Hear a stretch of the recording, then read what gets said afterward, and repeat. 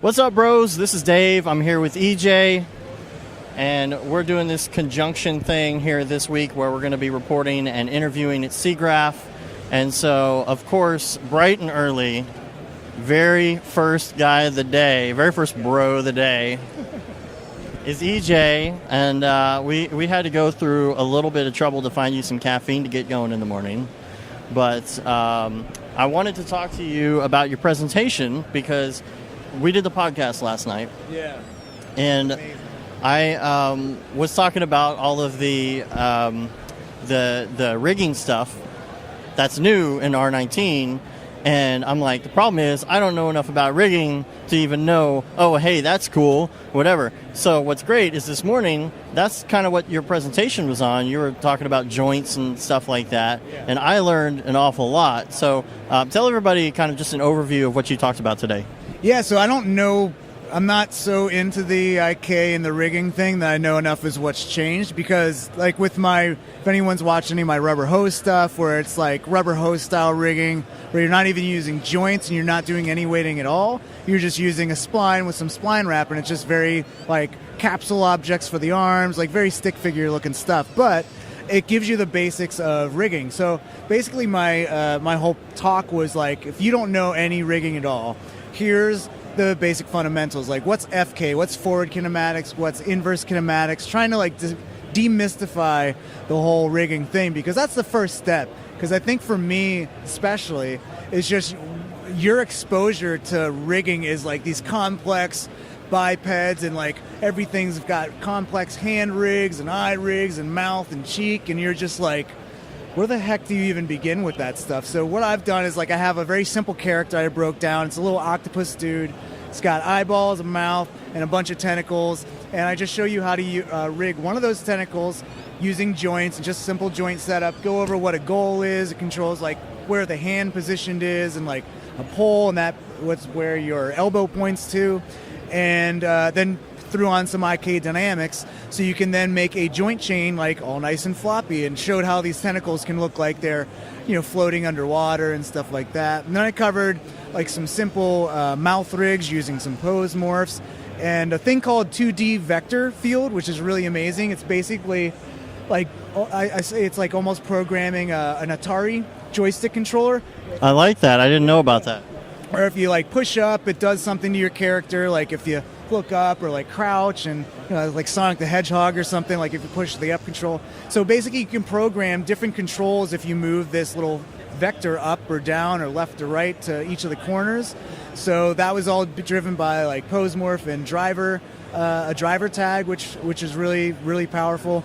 And I did just a simple like eye rig using a target tag and some like just circle splines to create some really simple eye rigs. But just showing people that don't know any of it all, like how simple it was. Like I basically rigged and set up a whole rig control for face and everything in 50 minutes. And like it's pretty flexible. It's right there in your viewport. You can do the smiles and all the facial expressions, and I just like brushed the surface. So hopefully, people after they watch it will like get into rigging a little bit more and start to learn a little bit more, because you need to ease in. Like rigging's so deep. No pun intended. No pun, exactly. Yeah. But yeah. I like what you were doing with the textures in the splines too. I didn't really know that you could do that, like to drive it. Spline shaders, yeah. So like you can rig up. So I just had a mouth, just very primitive mouth that's just a sweep object and a circle going along a spline, and then you just basically animate the spline using the pose morphs, and then you can use that same spline to like color in the like mouth color. So I had a green octopus. I wanted like a pinkish mouth. So I just used a spline shader that allows you to apply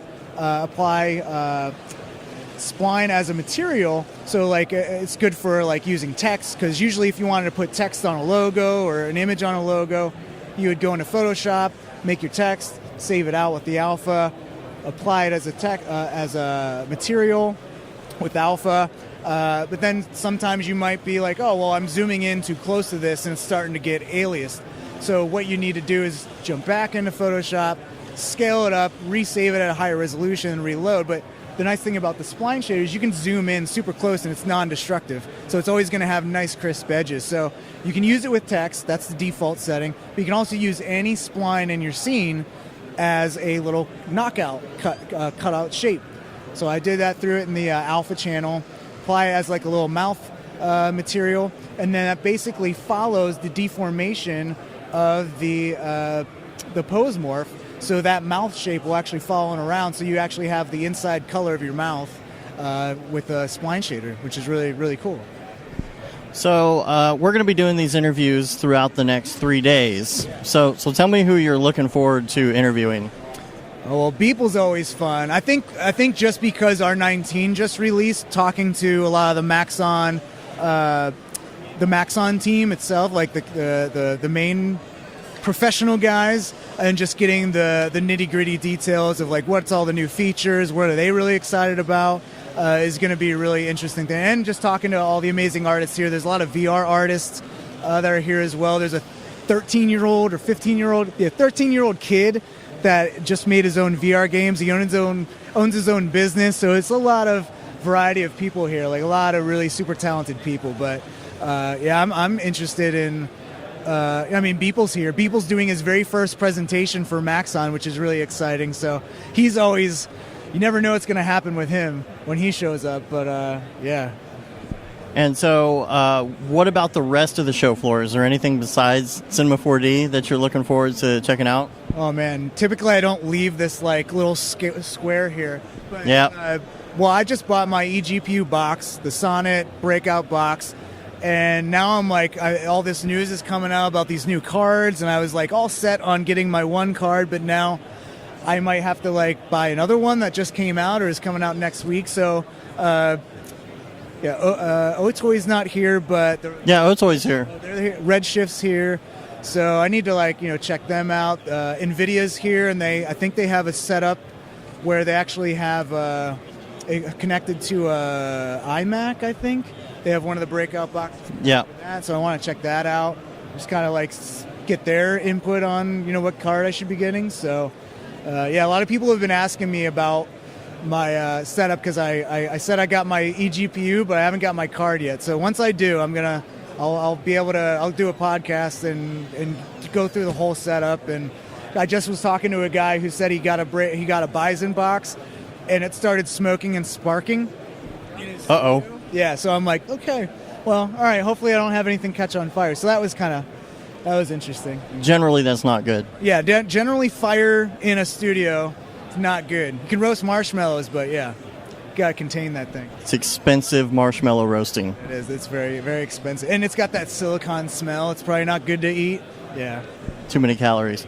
All right, so we're going to get out of here. Make sure you stay tuned to Brograph and iDesign. We're going to have a bunch more interviews. So subscribe to both of our channels and check us out, and we'll catch you in the next one. Bye, everybody. What's up, bros? We are here with Odie Wash. Tell me the company that you're with again. Moment Factory. Okay, so we just finished your presentation, and I've got to say, the work is incredible.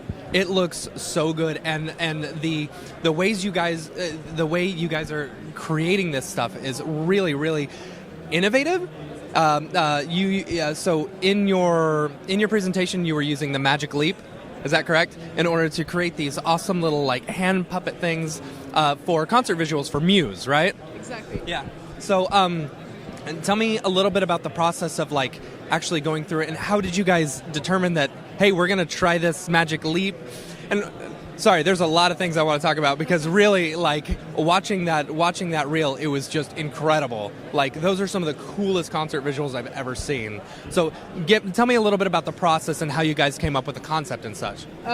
Well, so a lot of our process actually comes from ideas we have for just in the back of our heads or stuff we can figure out along the way. And for this mocap hand thing, it's mostly a collaborative effort of the directors and the interactive designers that have been thinking about doing stuff with motion capture and never really got down to making that happen. So a lot of the stuff that we think about is either something that we've been wanting to do for a long time or something that just makes sense right away. And with talking with the artists and talking with the directors, it's just like a big collaborative effort of creativity. And what was really fun with this hand stuff is that I came in a bit later in the process where the design phase was already done, and they had already tested that Touch Designer with like these 4 points kind of string worked really well to simulate kind of like this puppet, wiry, reactive to motion kind of thing.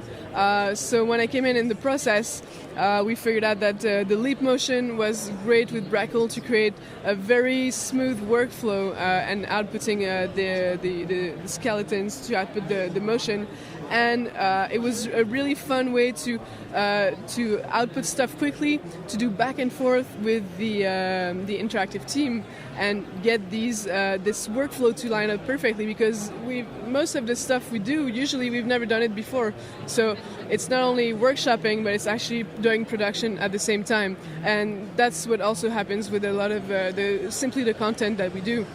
So there was a software that I think you talked about. Is it Brackle? Yeah, Brackle Pro hands. They also do a Brackle Pro body, I think, that works with Connect. And what exactly does that do? Exactly, what's the software? So what Brackle do is detects the information that the leap gives out, which I believe is a black and white feed that detects the distance of your hands, and recreates a rig, a skeleton rig, in 3D.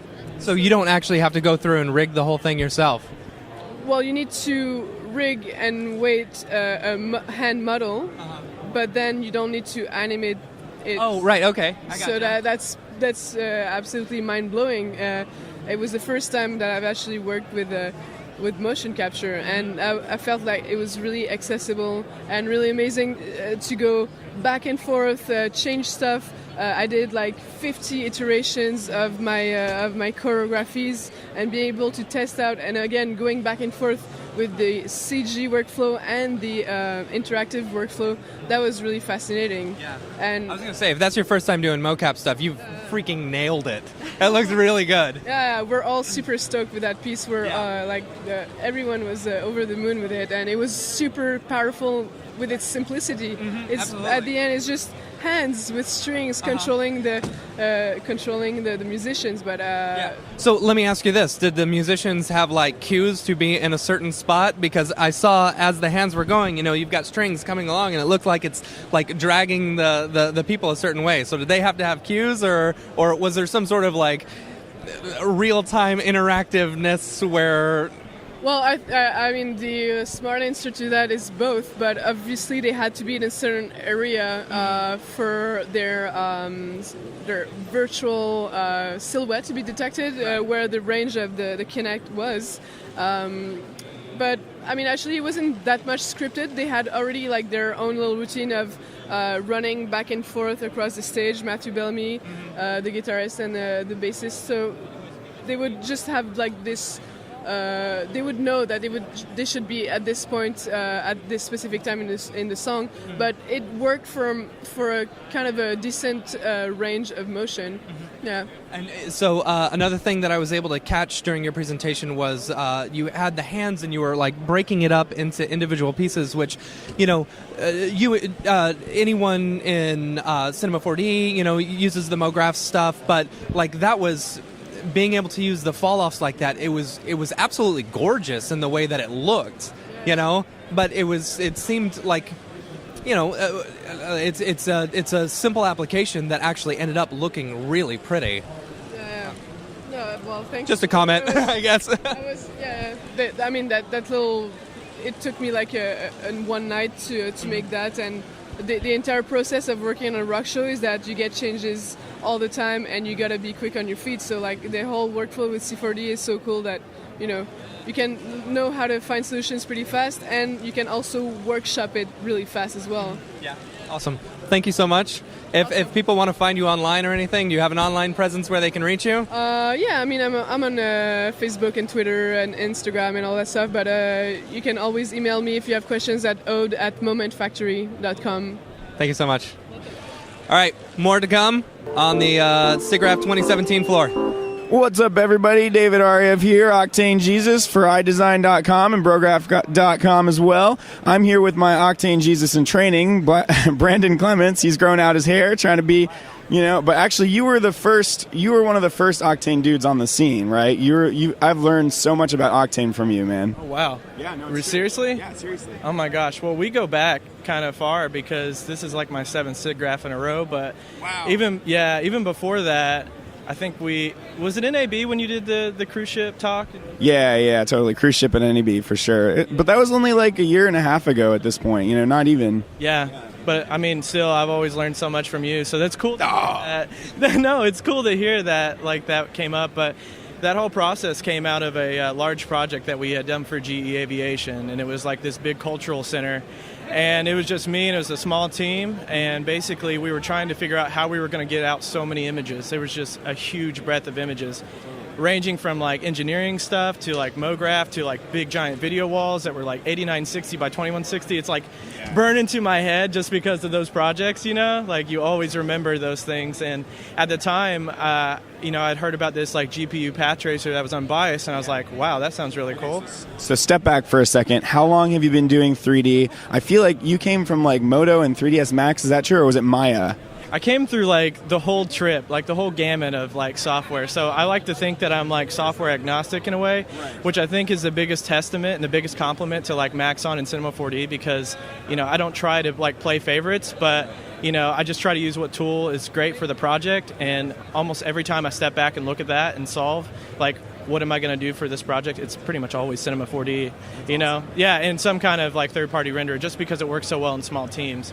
But traditionally, I started out with 3ds Max, and did some stuff in there, and then went to Maya with college, you know, learned a lot of Maya, and then like interviewed at some larger studios because they were looking for like Maya artists, and just found out that I wanted to be more hands-on with the project and the creative process. So that's what kind of led me down the road that I'm on now.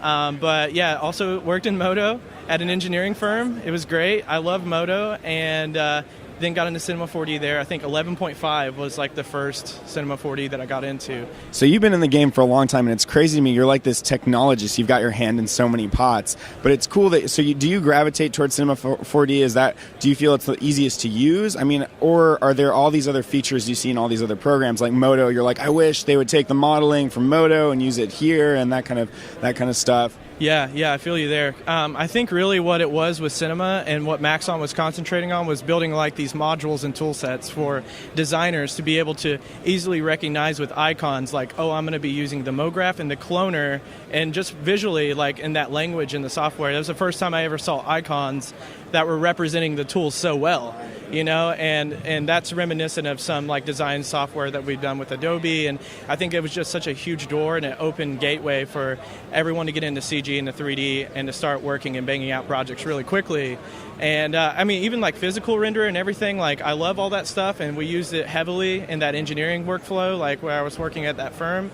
And I just can't say good enough stuff about it. But I will say that I was like super hesitant to get into it at the time. I had preconceived notions about the software. Yeah. And it seemed like maybe a kid's tool or something, right? Yeah, it seemed, well, I was in Maya, and I was building everything myself, right? Like there were no like modules. I was building everything up, and I was creating scripts at the time to do that stuff, and that's the jobs I was interviewing for, was to build those tools.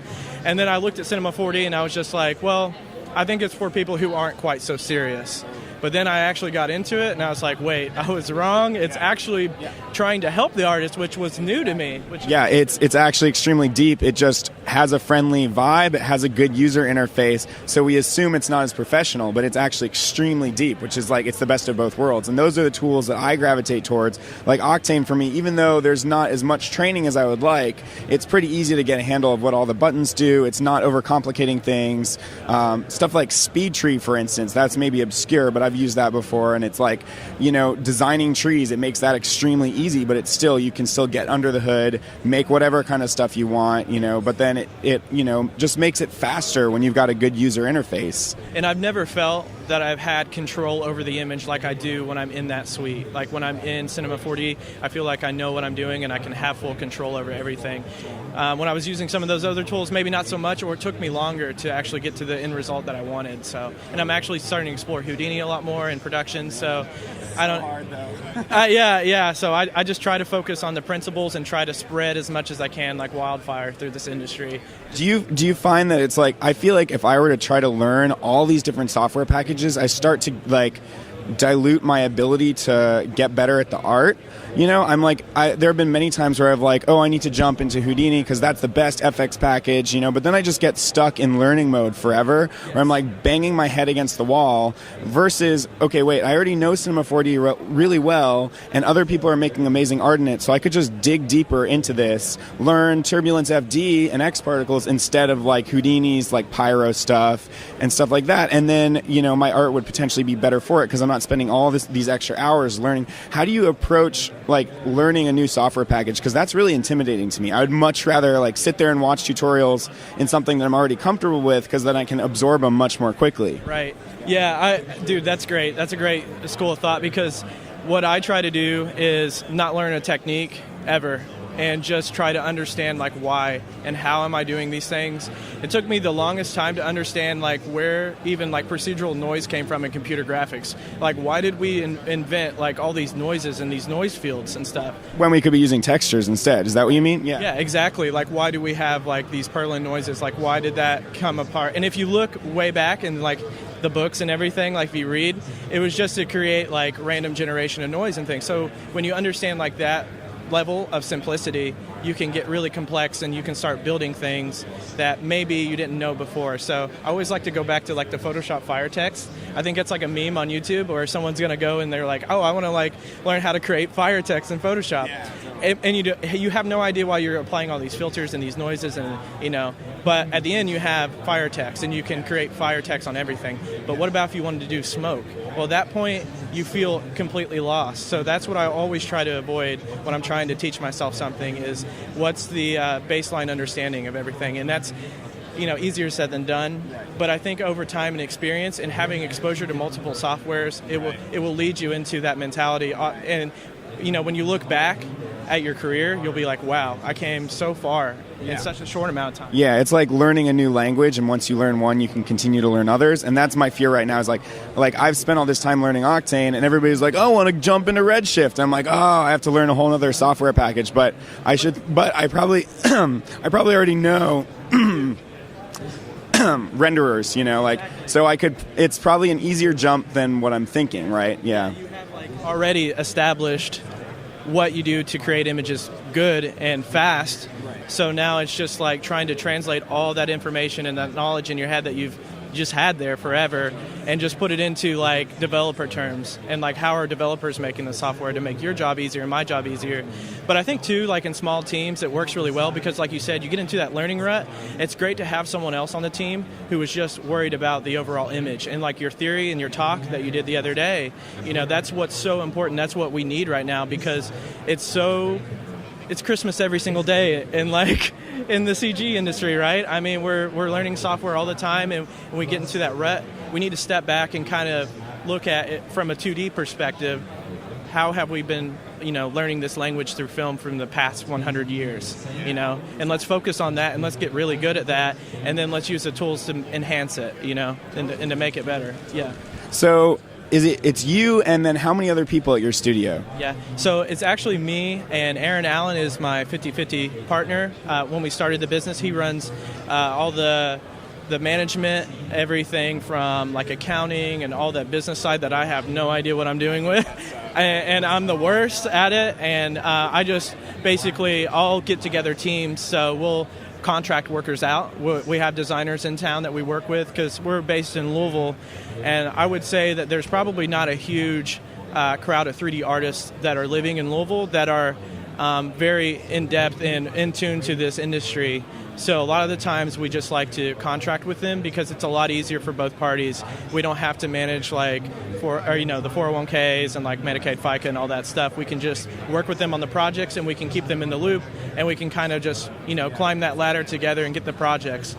We really want to focus on the projects, and that's king, and the story is king. So that mentality has helped us a lot just moving forward as a small business. Totally. Yeah, I hear that everywhere, that like even I'm just moving to San Diego, and even there I hear, oh, the scene's so small, you're the only other Octane guy that I've met in town, and it's like, if you think about it, like it's a decent sized MoGraph world. It's actually pretty small. And within that, the people that are doing heavy 3D work is much smaller. And then within that, the people that are using like Octane and these third-party GPU renderers is a much smaller pool still. So like ultimately it's a pretty niche market. So it's hard to find people to collaborate with, and that's why it's so good to like have these remote partnerships like with Brograph, like with iDesign, and like we can now collaborate online and like build up a network that way, which is so cool. And 5 years ago that wasn't really that prevalent. People weren't really thinking about that as much as we are now, and that's what's so great, because you can come to these shows, you can see these people's work, and you can follow them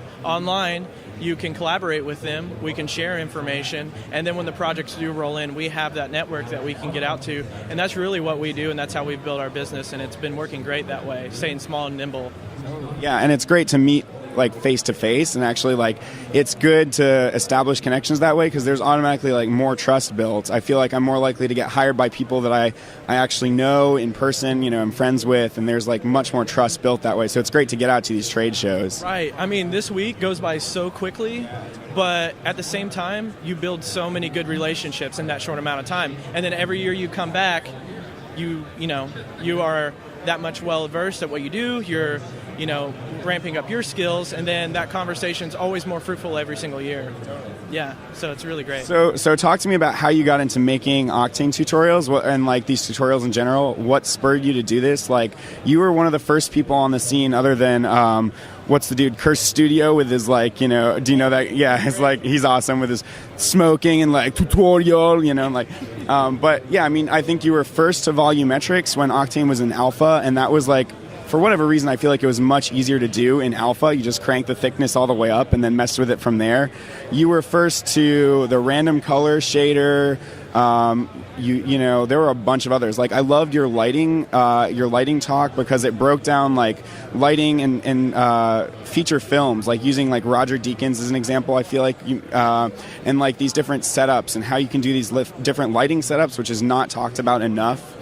You did like real flow, you did like recently the triplanar projection stuff, which nobody else has talked about. So like you're definitely like filling this niche. With Octane tutorials, it's so hard to come by quality content. Like, it's a wonderful renderer, but there aren't a lot of people actually like helping, and there's not much of a community except for us. Like, we have to build the community because Otoy's not doing it for us, Yeah, and like I said, I was just so curious about this pseudo real-time, I should say, path tracer on the GPU. That was, to me, just incredible when I first heard about it, and I couldn't believe my eyes when I was seeing it, because that was back in version, I think I got in like 2.23 or something like that. You can actually log. That's what's great about YouTube. You can go back and see that first video and see where we were and where we come from. And there was, like you said, there was just nothing out there.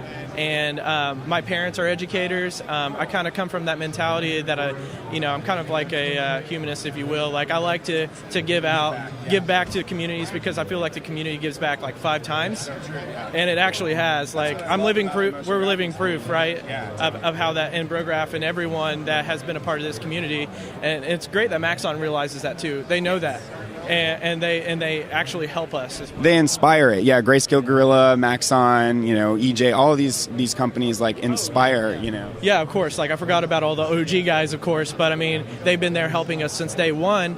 But yeah, it was just like you said, it was a niche that wasn't filled, that was just super cool, and I just wanted to join in on the conversation, really. And that's what I'm still trying to do, but it's hard to do that with work and everything. And we all have lives outside of work, and so it's been hard to keep up with that. I've tried to really do the YouTube stuff, but then all of a sudden a surge of work comes up, and it's like, so I try to do like Instagram and Facebook and talk to people through email and help out any way that I can if I'm not there presently on YouTube. But same here. I'm like, I'm trying to release tutorials, but work definitely cuts in the way, and like now I'm like in the process of moving and all this other BS. So it's like, but I definitely want to get back into the tutorials because it's really gratifying seeing people's responses, interacting with that community, and starting a conversation. And it also helps me understand what I'm doing better, for myself, and also just like allows me almost to, I suck at doing daily renders and these kind of projects, but it's like, it gives me a reason to go in and be like, I want to copy, like,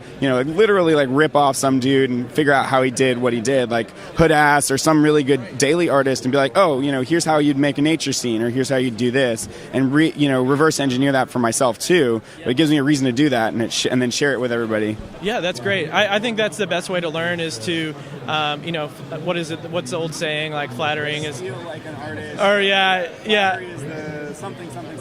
Yeah, you know what I'm saying. But that's the way we learn, and imitation is the best form of flattery. Or. All right. Yeah, that's it. Everyone's at home's like yelling it at the screen. But but it's true because I've done the same thing with Beeple and all of his images and his daily renders. I'll take something that's really inspiring to me. It's just great that an image can say so many things, and then try to like put it on its head or tell a different story in that same light.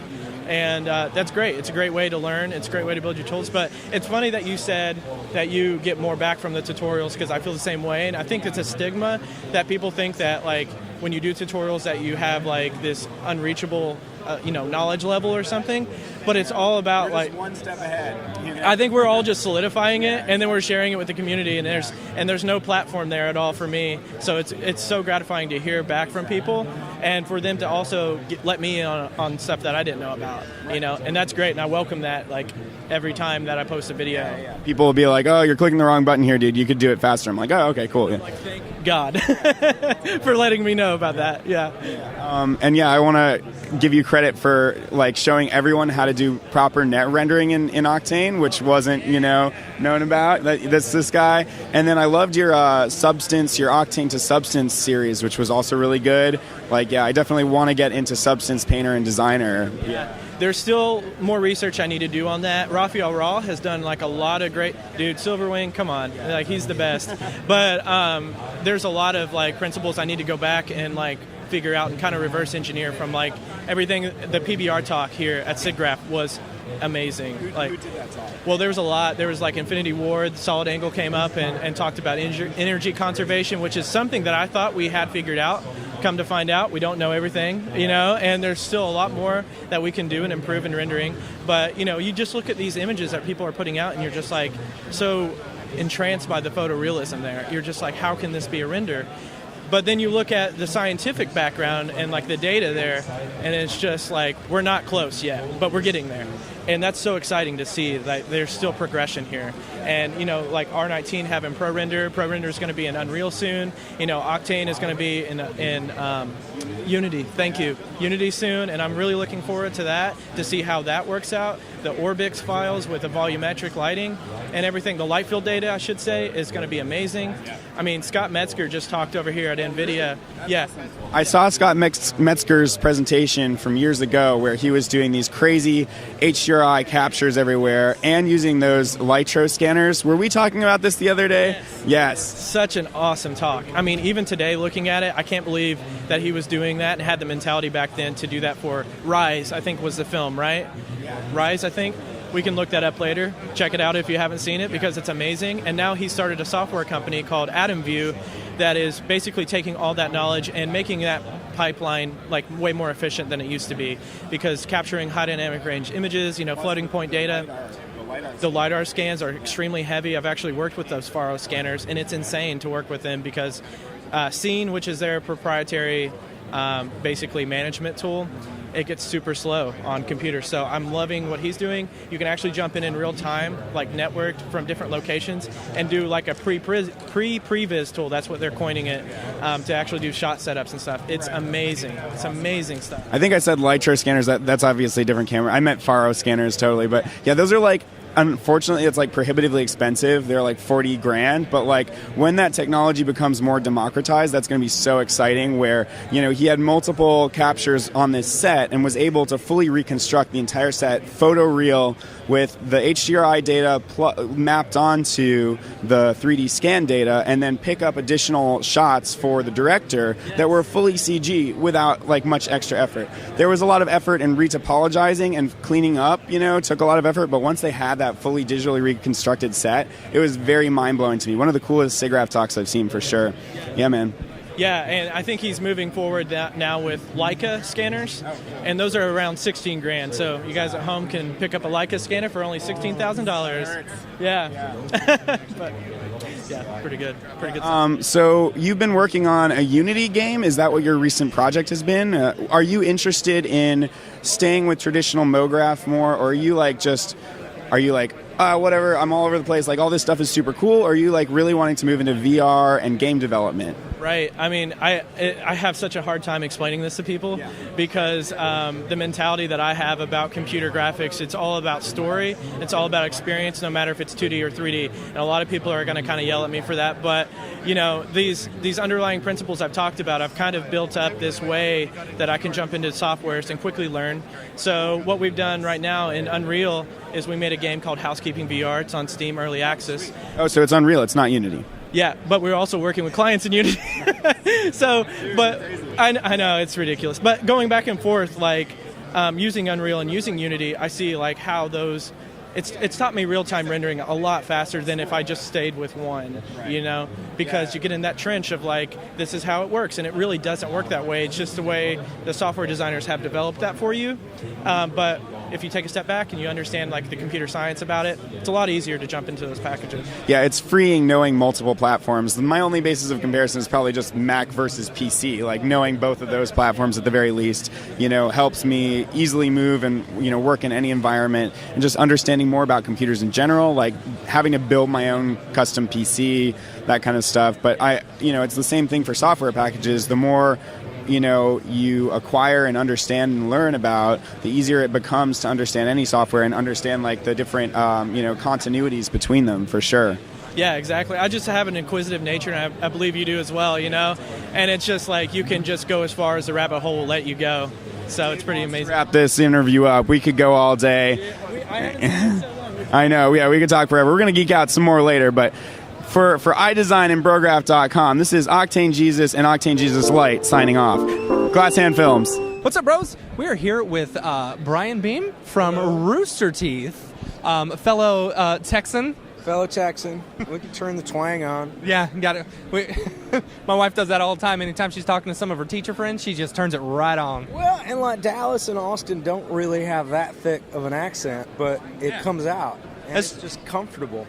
It's true. You know, once you start getting into it, it's really hard to back it off. And I'm a Minnesotan, so it feels really awkward. But you can't help when you get around somebody that has a thick accent. Absolutely. Slip into it. So. All right, so you're presenting tomorrow, right? I'm talking tomorrow morning at 10:30. That's awesome. So can you give us a little tease as far as what we should expect from your presentation? So I work at a production company where our motion team, we have about 45 shows that are in production at any one time. Wow. And there's... How big of a team is that? Sorry. So the motion team is 3 people. And 45 shows at any one point in time. Wow. So a lot of what we're going to be talking about tomorrow in class are the things that we have to do to be able to push content out. Because a lot of times when we're working on a project, we'll get a chance to touch it up front as we're building assets, and then we won't touch it again until we do a re-imaging at some point in the future. And so a lot of what I'm going to be talking about is quick turnarounds for projects, and figuring out ways to create effects that take less time than you would think, and really kind of thinking about.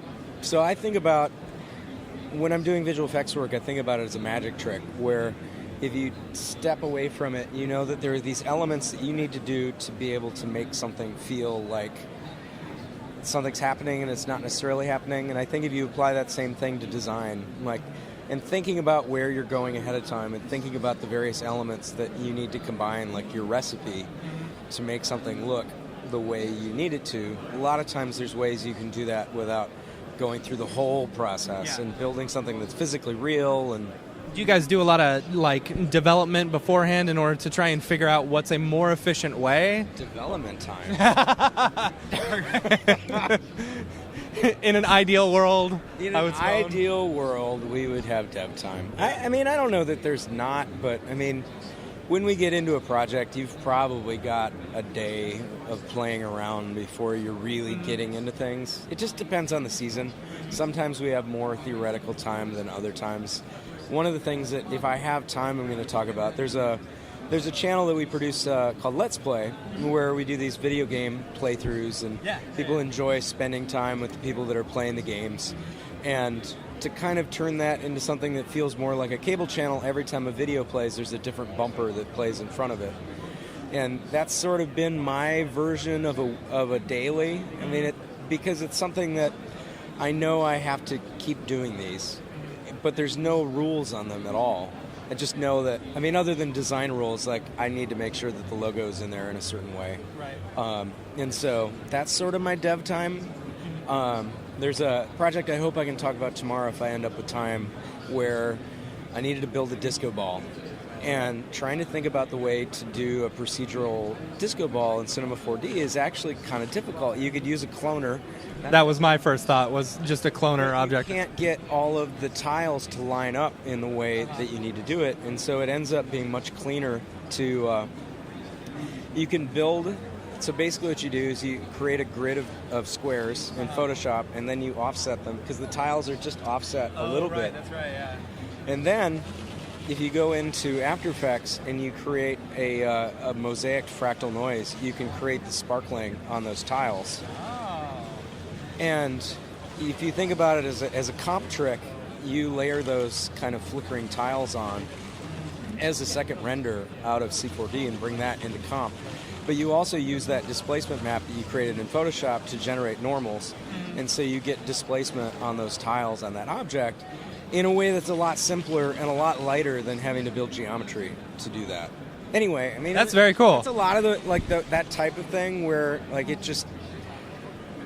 As you get to know the program and you understand things that it can do, you think about faster ways to work on things, and it sells. Yeah. Really, as long as it sells, it doesn't matter how you did it. I mean, that's kind of our philosophy, which is like, if we can make it so someone believes that this is the way it's supposed to be, then we've done our job. That's awesome. So let's jump over to MoChat. And you are... No, you're one of the... what do they call it? Do they call moderators on Slack? Admins, okay. Moderate. I mean, it's really more moderators, because we moderate the discussion every week. So MoChat is a Twitter-based motion design group that anybody who follows the hashtag MoChat every Tuesday night at 9 o'clock Eastern and 6 o'clock Pacific can come and hang out. And honestly, MoChat has been probably one of the best things in my life. There was a few years ago where, you know, being a motion designer can be a very isolating thing. Very. I got to a point where I realized I didn't know any other motion designers on a level where, like, I had people that I could ask about what I do. And now I've got a wealth of things from a couple of different areas, but it was really MoChat that helped me start to make these connections and relationships that when I went to something like Siggraph, when I went to something like NAB, all of a sudden I had people around me who I could talk to.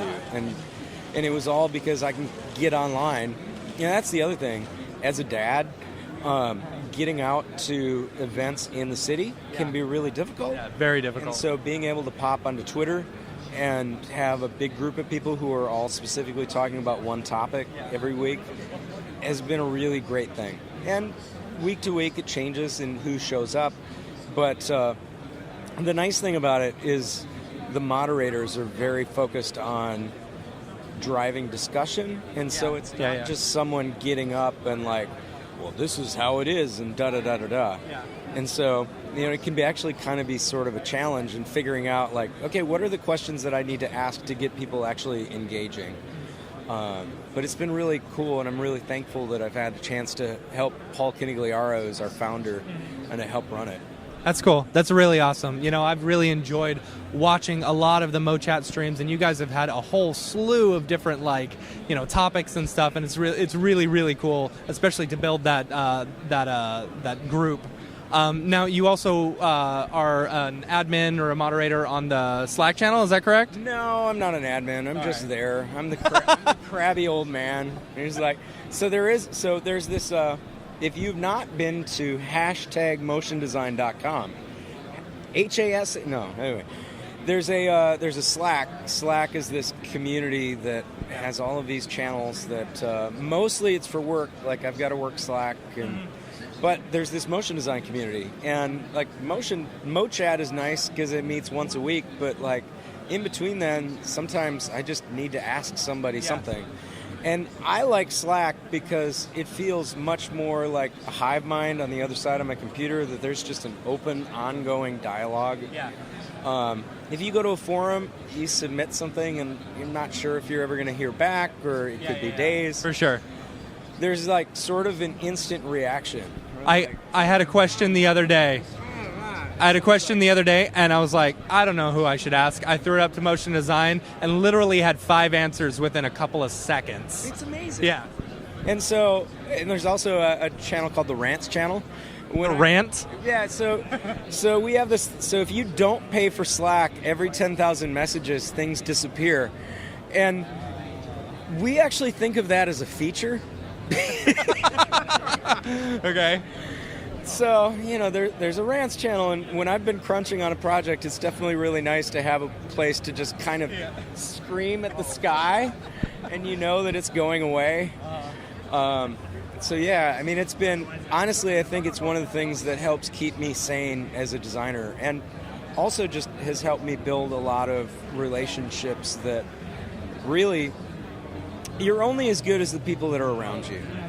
And I think that I've become a much better designer in the last few years because of the people that have become my peers and the people that I still look up to that are better designers than I am. And there's a lot of people that are better designers, but being around those people where you, oh my God, like I just saw Steve Teeple give a talk just now, and the work that we do is very different, but I'm watching him walk through this workflow and I'm like, man, I still have so much stuff that I need to learn and implement into what I do. Yeah.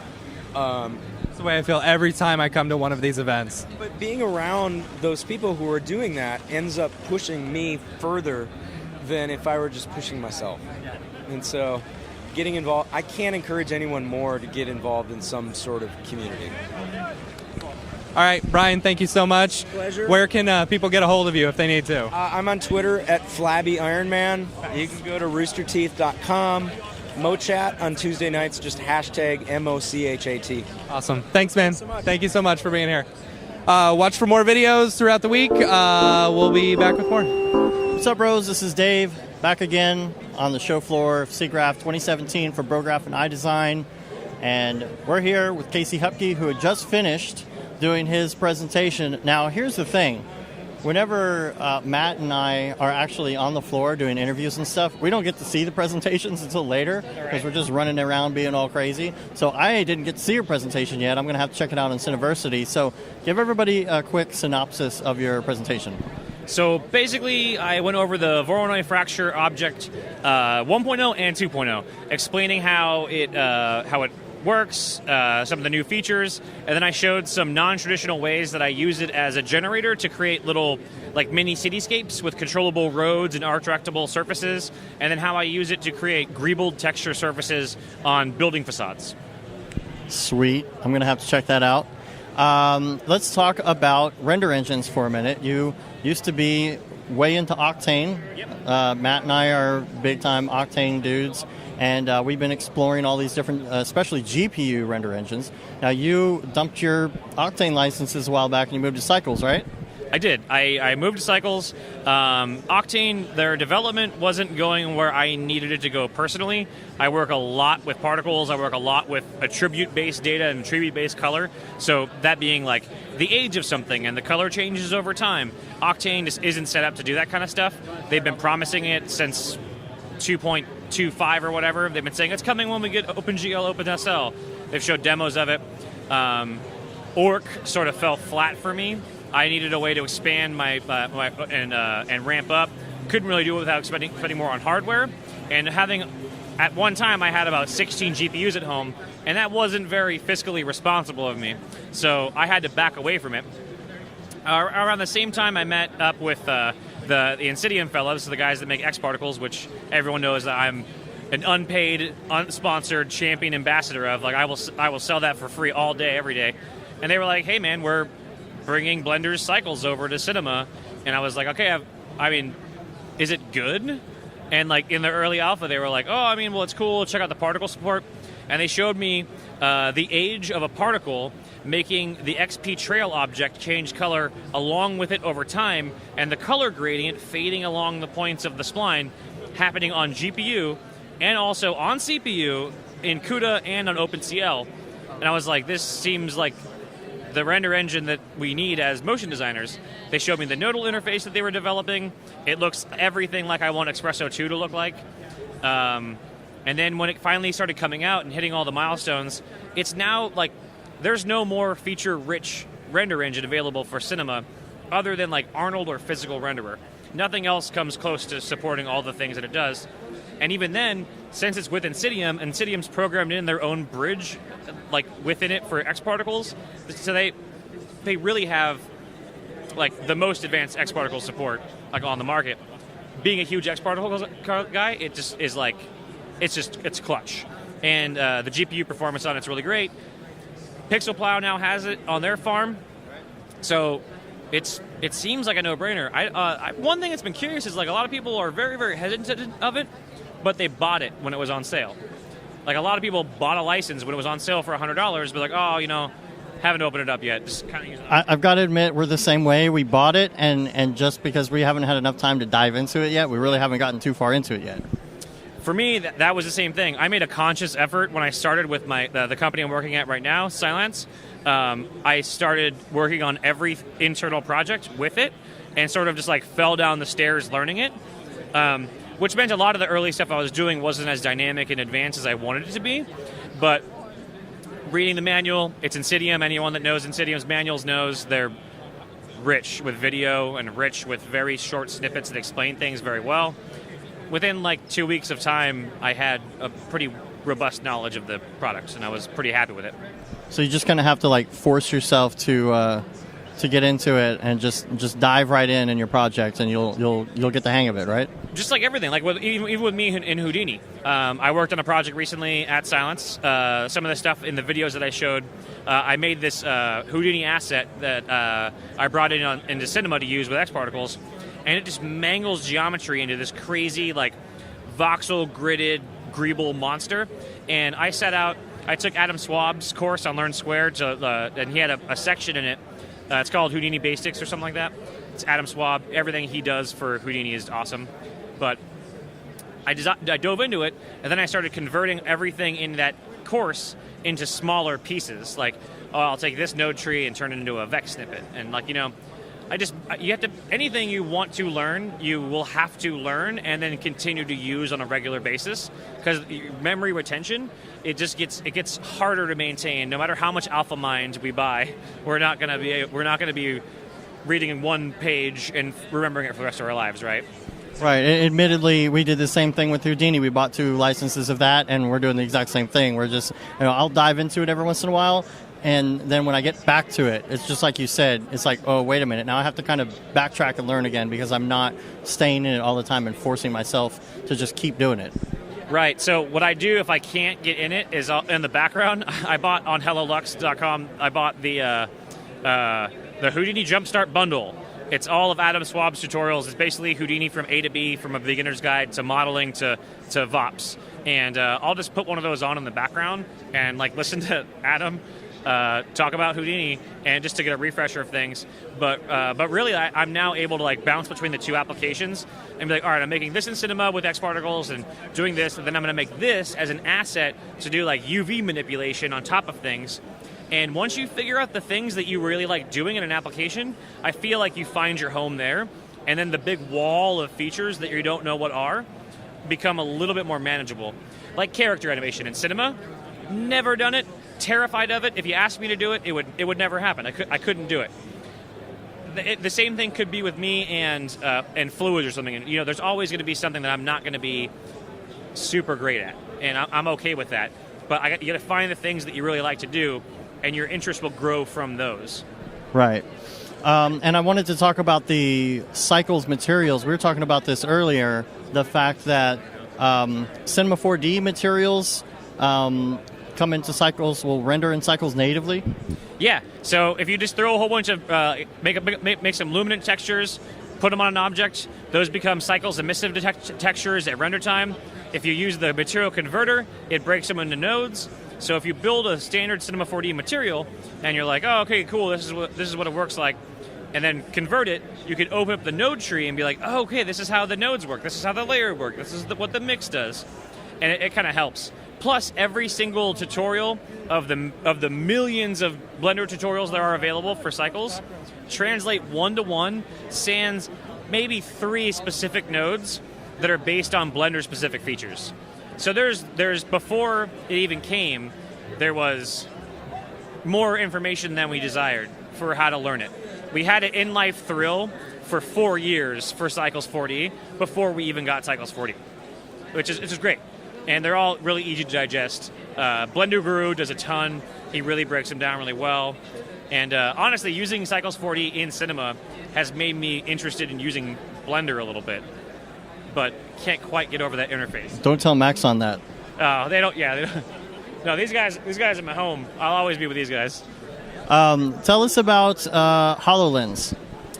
The HoloLens. So a couple NABs ago, I was talking about VR, and I was talking about Octane, and I'm always changing what I'm working on. But good job. So HoloLens. When I first started with Silence, they asked, we wanted to work on an immersive, or something that where we can look at our product in a 3D space and have a conversation about the data, and create something that wasn't like an entertainment type commercial to play with at trade shows. They wanted to see our product running in VR or AR. And I was really into HoloLens. I was like, let's do HoloLens. They already had one.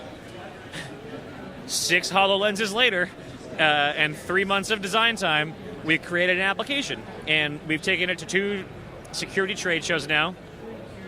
We have mixed responses with it. But my favorite thing about HoloLens is you put the headset on, there's no wires, the GPU, the CPU, the battery is in the headset, and you can look through it and have a conversation with the person that you're interacting with. So you can work in real time on a 3-dimensional surface and then see what's happening together. You're not, like, I don't like the isolation of VR. Like, that was what, I stopped my VR short because I got tired of that isolation. Like, people tout immersion, but I felt so closed in, and I didn't feel immersed. I felt alone. And Right. That's not how I want to tell a story. So, I like VR. I'm waiting for it to mature more. Yeah, it's getting there. AR is going to be a lot bigger, for sure. I think it is. I mean, even Apple has gone in to say it is. In iOS 11, they have ARKit coming out. Google's pushing AR really hard. Pinterest is going after AR. Every company with some extra VC capital is trying to make an AR thing. And it's crazy because there's only one company making a device that is $3,000 per unit. So, As far as we know. As far as we know. Yeah, as far as we know. That's kind of something that Matt and I are debating. I think that Apple's secretly developing some sort of headset. That'd be cool. I mean, they would definitely provide some UI and UX abilities. I mean, I'm a PC guy. I've migrated to PC about 4 years ago, and I won't go back. But I will never have a non-Apple phone or tablet. Like they landed there hard. I think they did a great job, and I'm sure they could do a wonderful job with the AR headset. I'm sure it would run fluid and non-glitchy and everything. Matt's over there just shaking his head. Like, no, that's our big debate all the time. It's pretty funny. You don't think they will? Oh, well, I mean, the iPhone changed the way you use your phone now. Like, if that didn't happen, it would have been years later, and it would have been Google's 5 FPS menu system. I think that the fact that they're doing all this AR stuff now in the AR kits, really, I think it's leading towards something that they're not talking about yet. That's why I keep bringing it up. Oh, yeah. I'm sure they have like 100,000 things happening in their R&D labs that they're just kind of like waiting for Johnny to like release, because I'm sure he's like walking around with tissue boxes on his feet like Howard Hughes, going like, don't release the tech. So if people want to find you online, where can they find you? I primarily troll on Twitter and Instagram. My thing is at Darth Casey. Darth as in Vader, and Casey, Casey. You can check out my work at xcaseyx.com, and hop on #motiondesign.com. I'm always on there. All right, sounds good. Thanks a lot. Yeah. Appreciate you talking to us, and we'll have more from the Siggraph floor for Brograph and iDesign. I'm Dave Koss. Later, bros. What up, bros? What up, bros? I'm here with the biggest bro of them all. I'm so broy. David Aryev. He just finished his presentation, and all I got to say is space, space, space.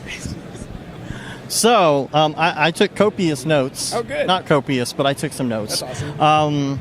We had to pull you away from your schmoopy groupies in order to get you over here.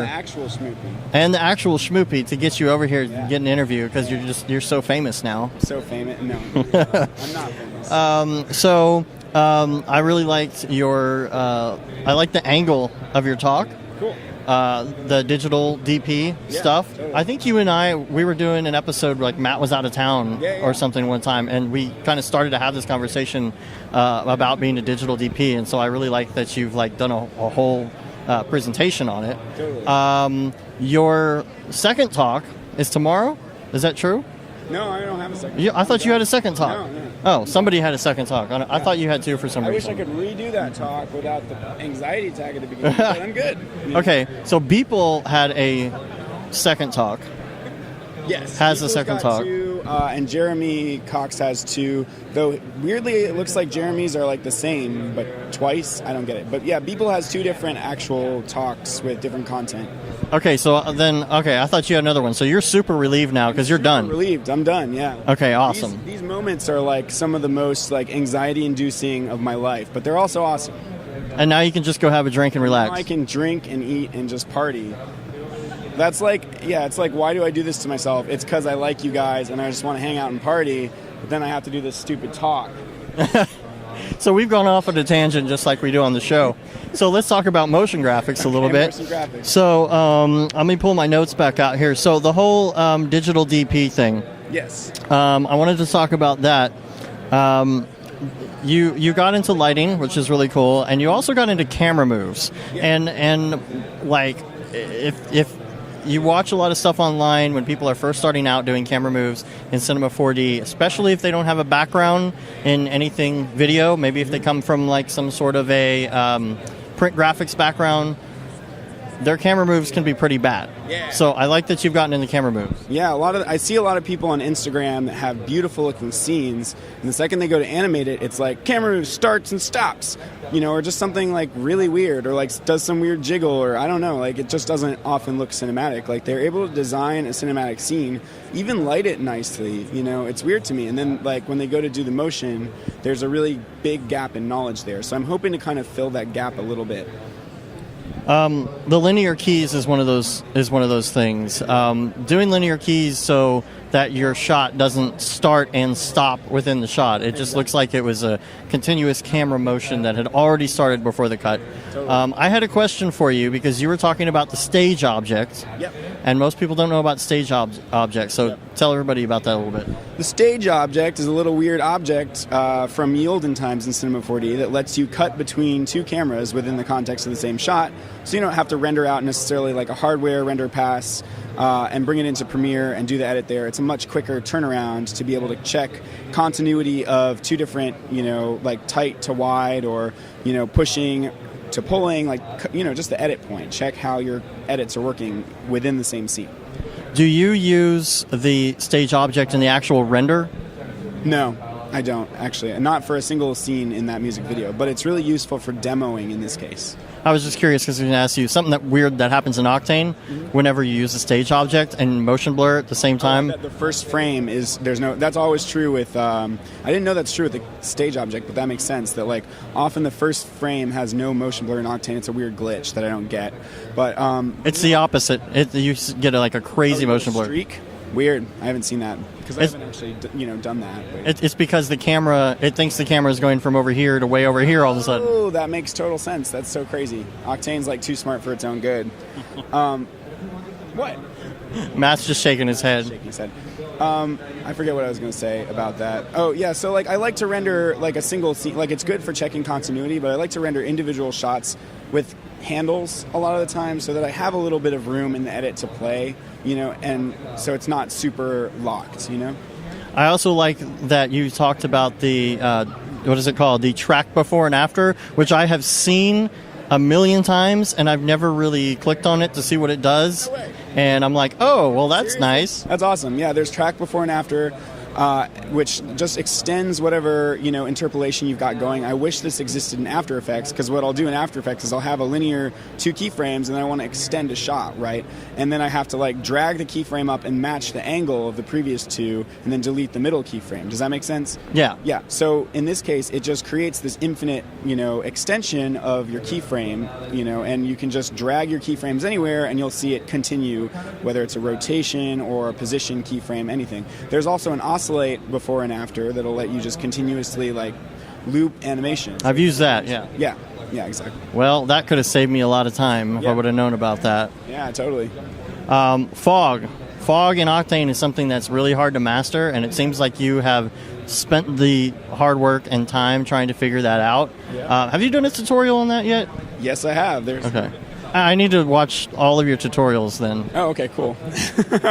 Yeah, the Future Cities tutorial has a long segment on volumetrics, creating clouds, and then also creating the fog, and showing you how you can even combine those two systems into one to create like fog plus clouds. Yeah. But just don't combine 2 VDBs together. Yeah, don't mash 2 VDBs together, because then they get this bizarre artifacting that pisses me off. And the world will explode. Yeah, your computer's going to explode. And Ahmed will be mad at you. And Ahmed will come down from Turkey and punch you in the face. Oh, man. Okay, so can you talk about what you are working on now and in the future this year? Right now I just finished up a weird fluid sim project that was all these X particles, bubbles, and fruit splashing, and that was really fun to get my head around, though I hate doing those intense sims. The caching takes forever, but the look was cool ultimately. I'm currently this month focused on moving my ass from Charlottesville to San Diego. As well as the rest of your body. Rest of my body too, my stuff. Not really my stuff, actually. I'm just going to sell everything and clear the slate. But I'm teaching 2 VFX classes, and I'm going to integrate VR. So this is to kids in Charlottesville. It's going to be really fun. Element 3D, and then one on Cinema 4D, like light. And then I'm also doing the intro to Katy Perry. I can't really talk much more about that, but it involves more space, and Mitch Meyer's VDB packs and his planet pack, and I'm creating planets and nebulae and satellites and stuff. So I'm creating some fun stuff there. And you're working with? I'm working with Frédéric Duquette of Favok Render. Yeah, I love that guy. And then, though we're kind of working a little bit more independently, but yeah, so there might be more crossover there. But so there's that, and then I'm also doing this music video for this dude that I've worked for before that involves like viral fluid sims, like crawling over people's bodies and all this weirdness. But I've got too much going on right now, and I need to like pass off one of these projects or get one of my friends to, But you guys are booked, so. Maybe in October. I don't know. We'll see. Yeah, I don't know. The deadline's before that, but Dang. We'll work together soon. Yeah. Cool. Now, if people want to find you online, where can they find you? At David Ariev, or you can go to arievvisuals.com, which is ARIEVVISUALS.com. And you're also on your tutorials on iDesign? Yeah, all my tutorials are on iDesign. I'm going to keep pumping those out. The next one's going to be on more Octane scatter and recreating that kind of look that Chris Schmidt did a while back, those topographic maps with the little cubes. But creating that with some extra displacement or showing how you can get this interesting sliced look. But that just breaks down how you can do it in Octane with like way more settings in Octane scatter, like driving all of the scatter based on textures and also creating multiple instances to create interesting strips of color in there, random color shader, stuff like that. And also how you can use that same technique to create like a forest like Joseph Bishara that kind of like scales down towards the center with like a radial gradient. So got some ideas there. I also want to do tutorials on like light tunnels, on all sorts of crazy shit. Yeah. Cool. Well, and you can also be heard sometimes on the Brograph podcast. Just sometimes. Yeah, just once in a while. I think I've been on like 20 of them. Those jerks. Those jerks.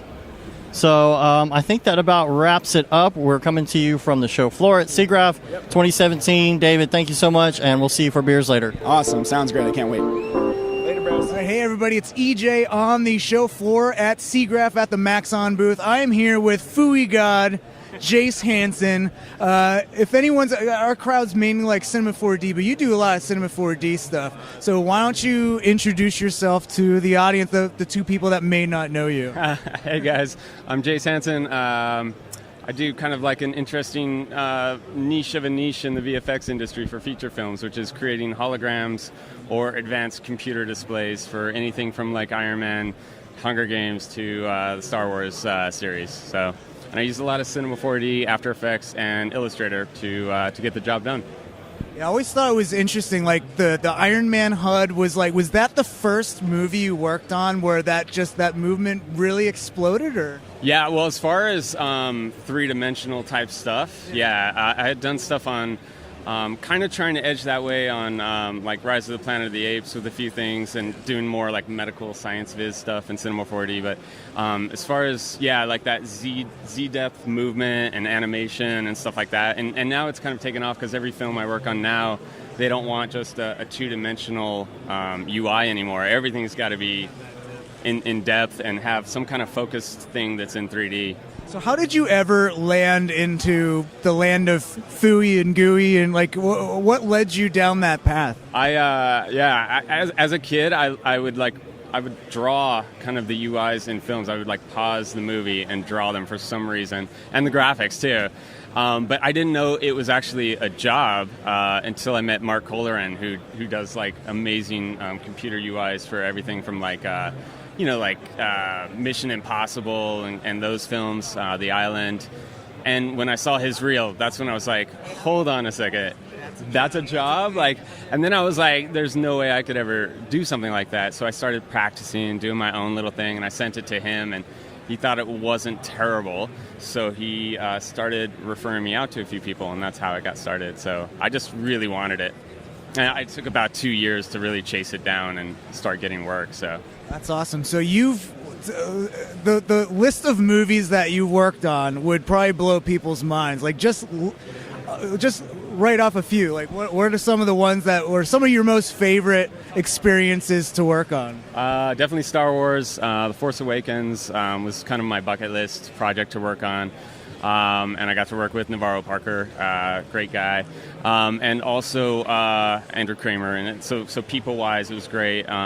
And Big Hero 6, I got to work with Disney on their UIs and holograms, and it was an animated film that was so cool. I loved the film itself, and the working experience was just great. They're like little kids. And then, the Iron Mans and Avengers are like just geek me out. And Spider-Man, I just did, so it was Tony Stark tech in a Spider-Man suit, which I never foresaw that ever becoming a reality, but I was so excited to be able to define that kind of language, Spidey language, and so, yeah. I haven't seen it yet, but yeah. It was totally fun, and they make fun of how crazy technological everything is, so it's great, yeah. A little wink and a nudge to themselves. Definitely, yep. I loved watching your presentation. So I met you for the first time, you and Navarro actually, for the first time maybe like 5 NABs ago, and I remember your talk about breaking down all of the elements, and I loved that you were so thoughtful of like every little widget it's not just there just randomly. Like you actually interviewed like pilots and stuff, right? Yeah. I always try to interview people that really know what they're doing. and try to get their take on like, hey, if your HUD was, or your heads-up display and your graphics for your jet was like much better, how would it be? And so every little element has a purpose. I think that's just so cool that, because when you see it on the screen, it's just like really cool visuals, but you're like, no, you're taking the time to like, this is this little thing, and this would actually work in real life, which begs the question, like, do you, because VR and augmented reality is such like a new area, do you foresee yourself ever like working with Google or something like that to like, hey, you've done this and you've talked to pilots and you've talked to people like industry professionals? Like I could see surgeons needing like little widgets and stuff because their hands are in someone's brain, Yeah, exactly. Actually, yeah. So I've done all of those kind of things, and I'm still doing them. So like the HUD stuff has now landed real world HUDs for fighter pilots and like next generation stuff. And how could we do that if it was going to be volumetric and holographic? Like, it's crazy. And it's all, the way we're visualizing it is all through VR and AR. So also done work with Meta, who does this really immersive AR experience. And so, yeah, it's on. Like, all this stuff is becoming real, finally. So it's exciting to, like, this is the stuff I've been doing for so long, like, fake. And now, how do we actually make it real? It's a good challenge, yeah. Like merging of the make-believe world and, like, real life. So It relates a lot because in a film, you have, like, a very short time to tell a story, right? Like, so in a second. Sometimes less than 24 frames is what we get to convey a feeling or a story. And in real software, with all this crazy data coming at us, it's the same situation. It's useless without a story, and you want to get it really fast, and it needs to be really efficient, especially in any kind of mission-critical stuff. So, now, would you say that like Iron Man, you're talking about like letting a certain style or system breathe? Like I feel like Iron Man, every new iteration, every new suit, like you added onto it, and it's like that look is so iconic. Like, was that a lot of fun to like really explore in depth? Oh yeah, like any kind of thing with like a visual history to it that you get, and you get to explore it and build it up. Sometimes it's really challenging because you've got to keep certain elements or keep certain flavors. You want to branch out and do crazy, and so that's the challenge. But then, making it your own is also like really fun as well. So I love anything that's kind of like going outside the box of what your normal stuff is, and definitely Iron Man is like set the bar pretty high for going outside the box. So.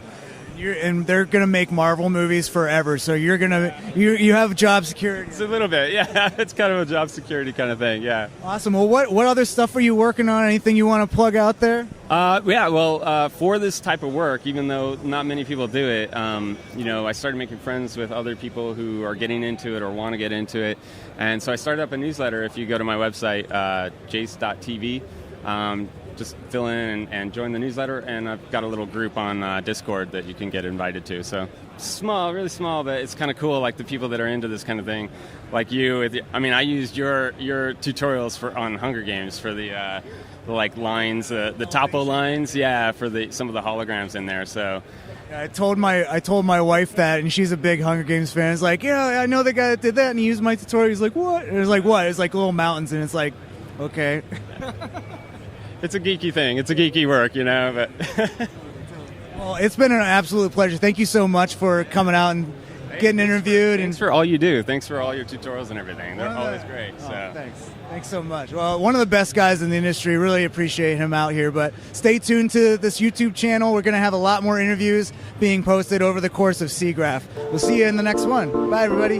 What's up, everybody? This is Dave with Brograph and iDesign. We're on the show floor. Our last day here at Siggraph 2017. I'm here with Jeremy Cox, and he's with Imaginary Forces. What is your official title there? I'm a creative director.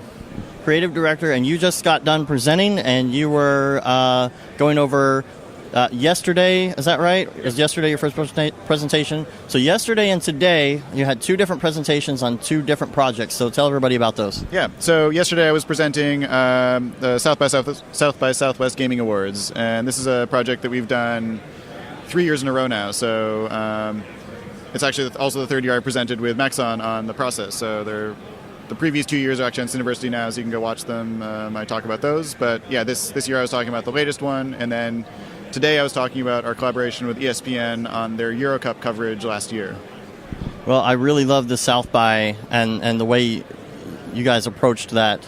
And so a couple things I want to talk about. Number one was the astronauts dancing and how that kind of came about.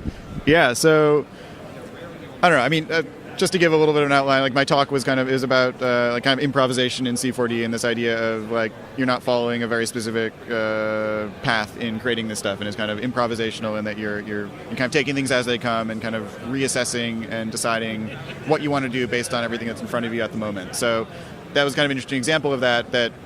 I mean, we decided we wanted this thing with like this miniature civilization, and so we ended up using Mixamo to animate all of these characters. And as a part of testing Mixamo, it was we just downloaded a bunch of animations and just played around with them, like with no intention of what we were doing with them. It was just kind of like R&D, literally just like, how does this work? When we download it, what do we get? Okay, this FBX, we open it, we retexture it, how does it look? Kind of just all of that stuff. So as a part of that, we one of them was like a guy playing guitar and like a bunch of guys dancing. And so we just kind of downloaded these things and just having fun. It was just like having a laugh, and like people would come over and laugh at what we were doing and like, what the hell are you working on?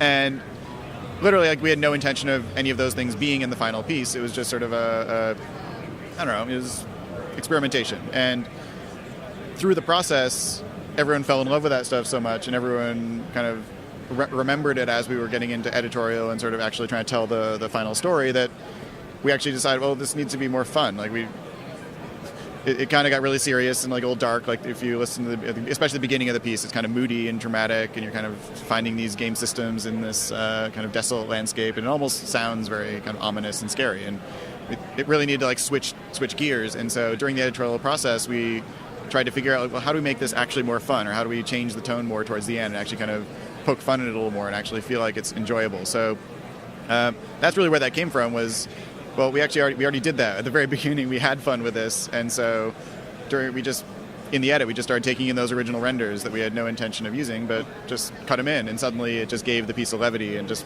made it a lot of fun.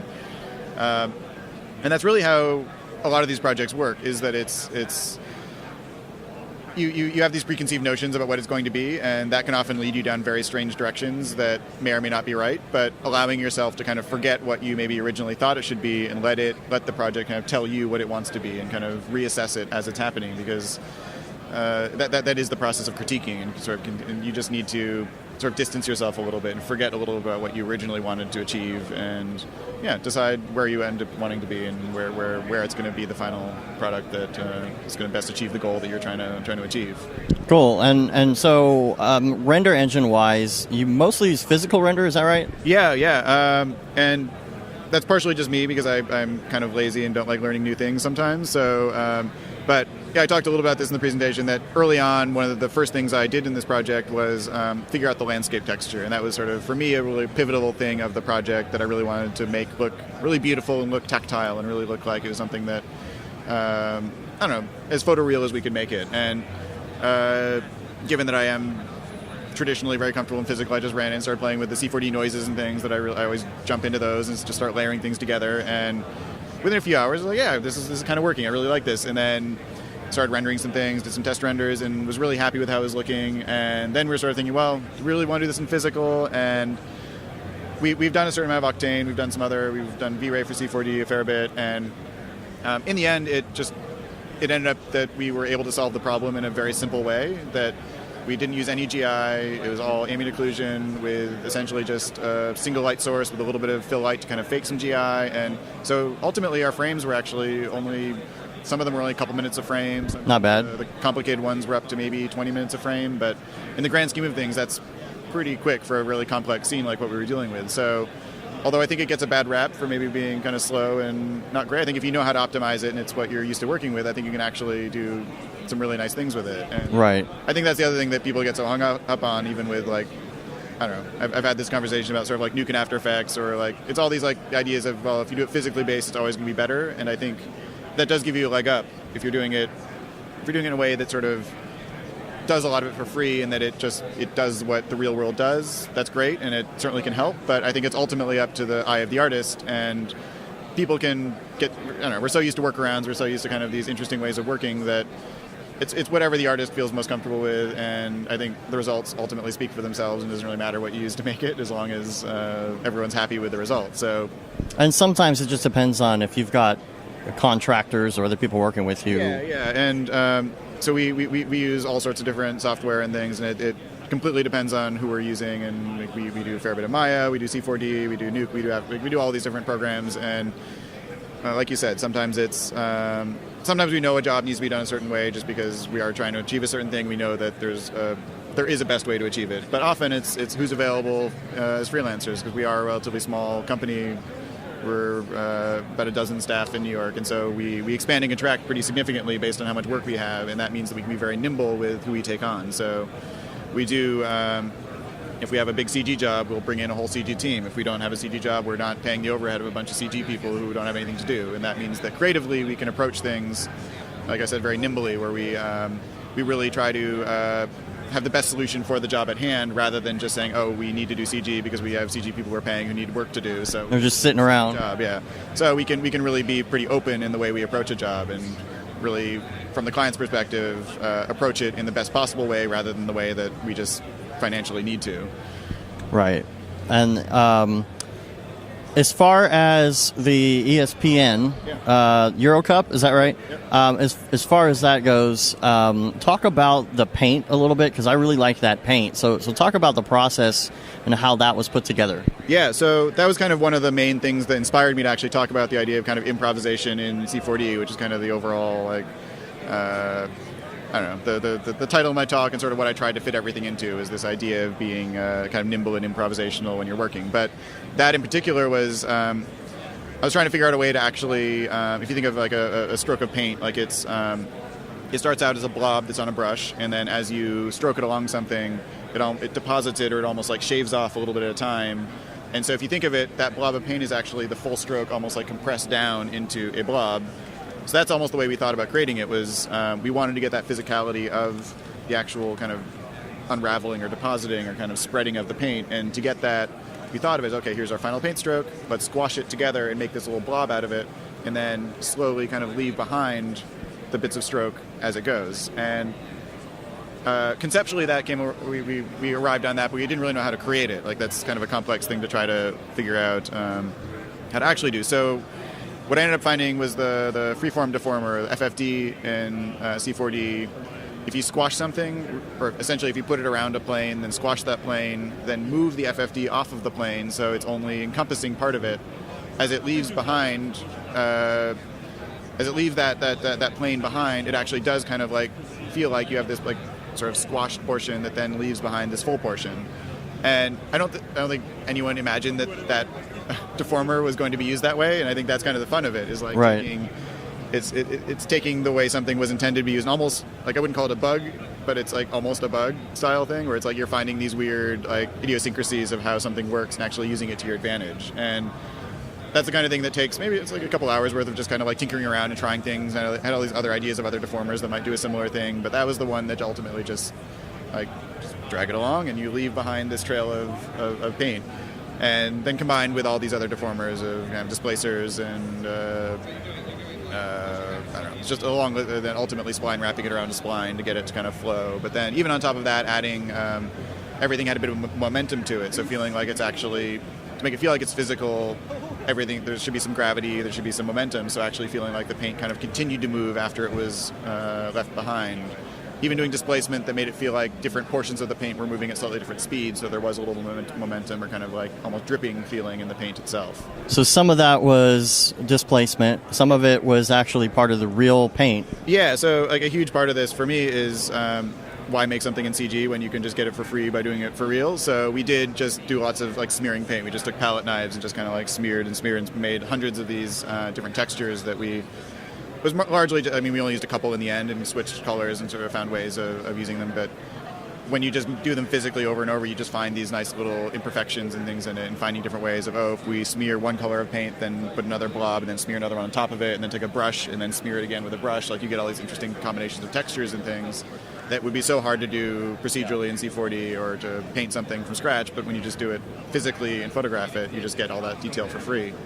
And a big part of that was also that we traditionally in CG, what you do if you're doing textures is you would light things as flatly as possible. Like you try to get rid of all of the specular, all of the shadows and everything, so that you can add that in post. But we did was we actually tried to get a really nice specular on it to really get that glossy, wet feel of the paint. And that meant that we did also add on top of it like specular and reflection to enhance it and make it feel more like it actually had dimension and like it was actually reacting to real light sources. But having that built-in specular that we shot with the textures meant that although it wasn't as physically correct, it did just instantly feel wet. It instantly had that tactile quality that was ultimately what we were going for. And I think it was more important that it had that feel than it be physically correct.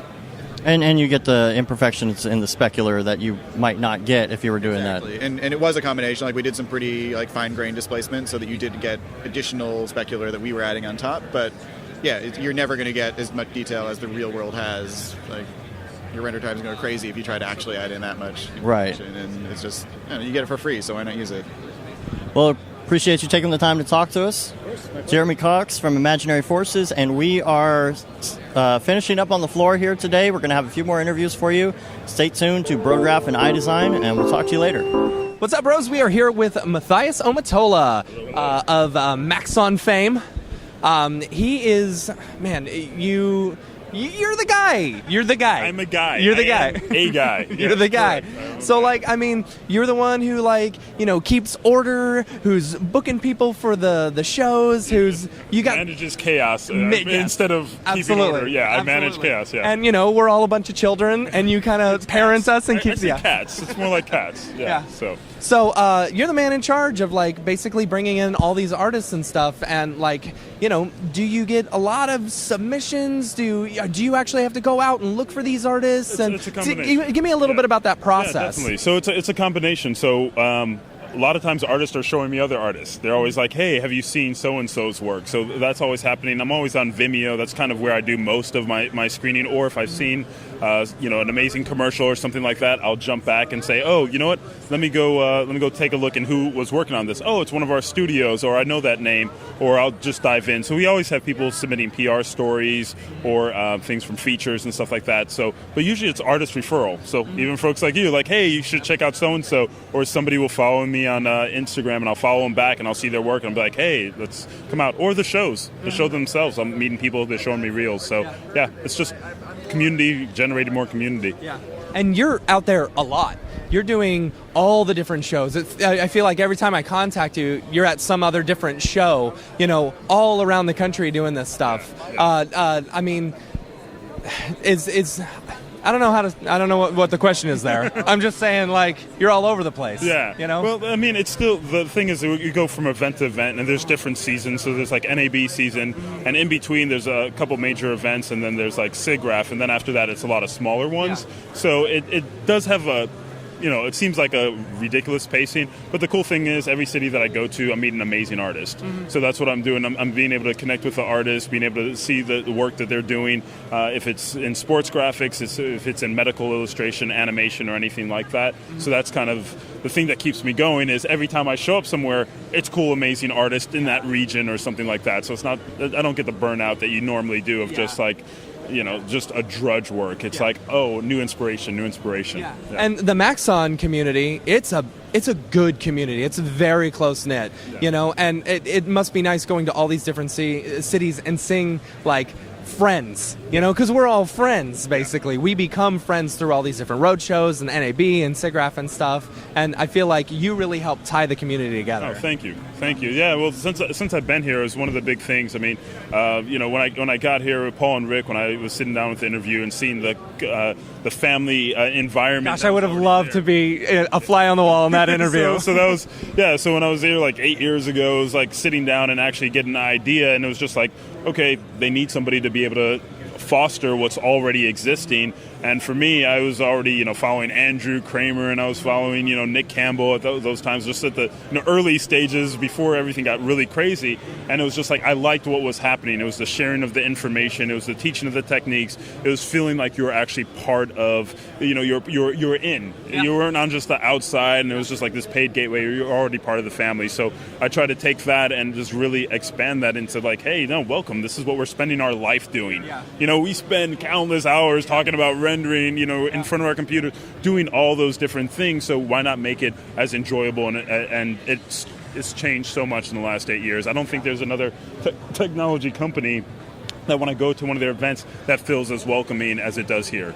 This just feels like family. Yeah. I think someone said at NAB, like, the Maxon booth gave out the most hugs out of any other group. You will definitely probably get the most hugs here. Yeah, awesome. Definitely. Okay, thank you so much for taking the time. A pleasure, brother. Yeah, cool. Stick around. We got a couple more interviews left on the Siggraph floor 2017. Hey everybody, it's EJ again from the Siggraph show floor at the famous Maxon booth in glorious Los Angeles, California. Yeah, I don't know.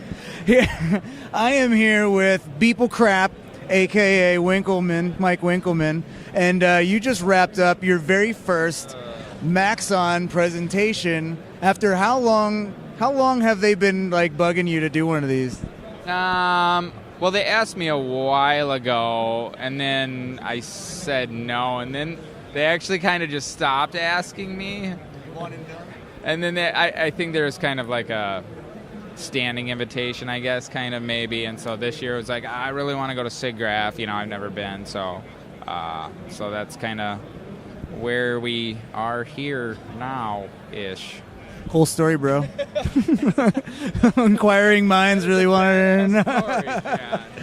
Well, I mean, was it because when you stopped at NAB, so we did our last interview at NAB, and it was got amazing reviews, raving reviews, like holy crap, Beeple's real. Because I think that's like the first you've done tons of interviews. I know you did the Linda little thing a while ago and stuff like that. But like when you went to NAB last year, were you like, oh, this is like pretty cool, I'm going to do the Siggraph? Definitely. Well, I decided to do Siggraph before that, but definitely, I definitely would like to go to NAB again and be there for more than 2 hours. But yeah, it's definitely, I definitely need to make it back to that again, because just this in general, and I haven't even really gotten a chance to walk around, but there's definitely looks like so many like awesome things. And this especially seems like it's more, there's a lot of things at NAB that are like kind of cool, but it's sort of like I'm not super into like cabling for like an industrial whatever. So I think, but every booth here looks like it's like, super relevant to like what we do. Totally. So you just got done with your presentation. So what did you do in your good old presentation there? You want to tell everyone what you did? Mostly embarrass myself, but I also was in Cinema 4D for a little bit. No, I don't know. It was just kind of like making this sort of VJ tunnel thing, but I'm not a tutorial dude. I'm not a tutorial dude, so you wouldn't steep this low. No, it just doesn't. I just feel like I'm not really a teacher, so it kind of felt quite awkward to me. So I mean, but I think experience. I think the thing that I love the most is that, well, you even were asked, what's the tech?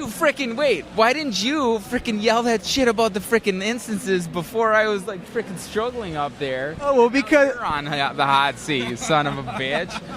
Yeah, so what happened was you were building stuff with cloners. You put a light in a cloner, and you're like, why is it so dark? How is that not embarrassing as hell? Well, that's okay, we'll just put this light in. Nothing changes.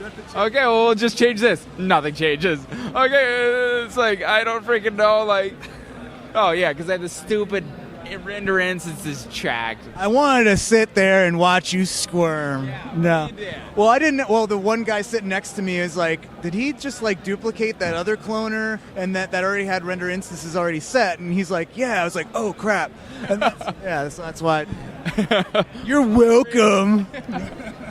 Well, I appreciate you eventually yelling it out, because I definitely was not going to figure it out.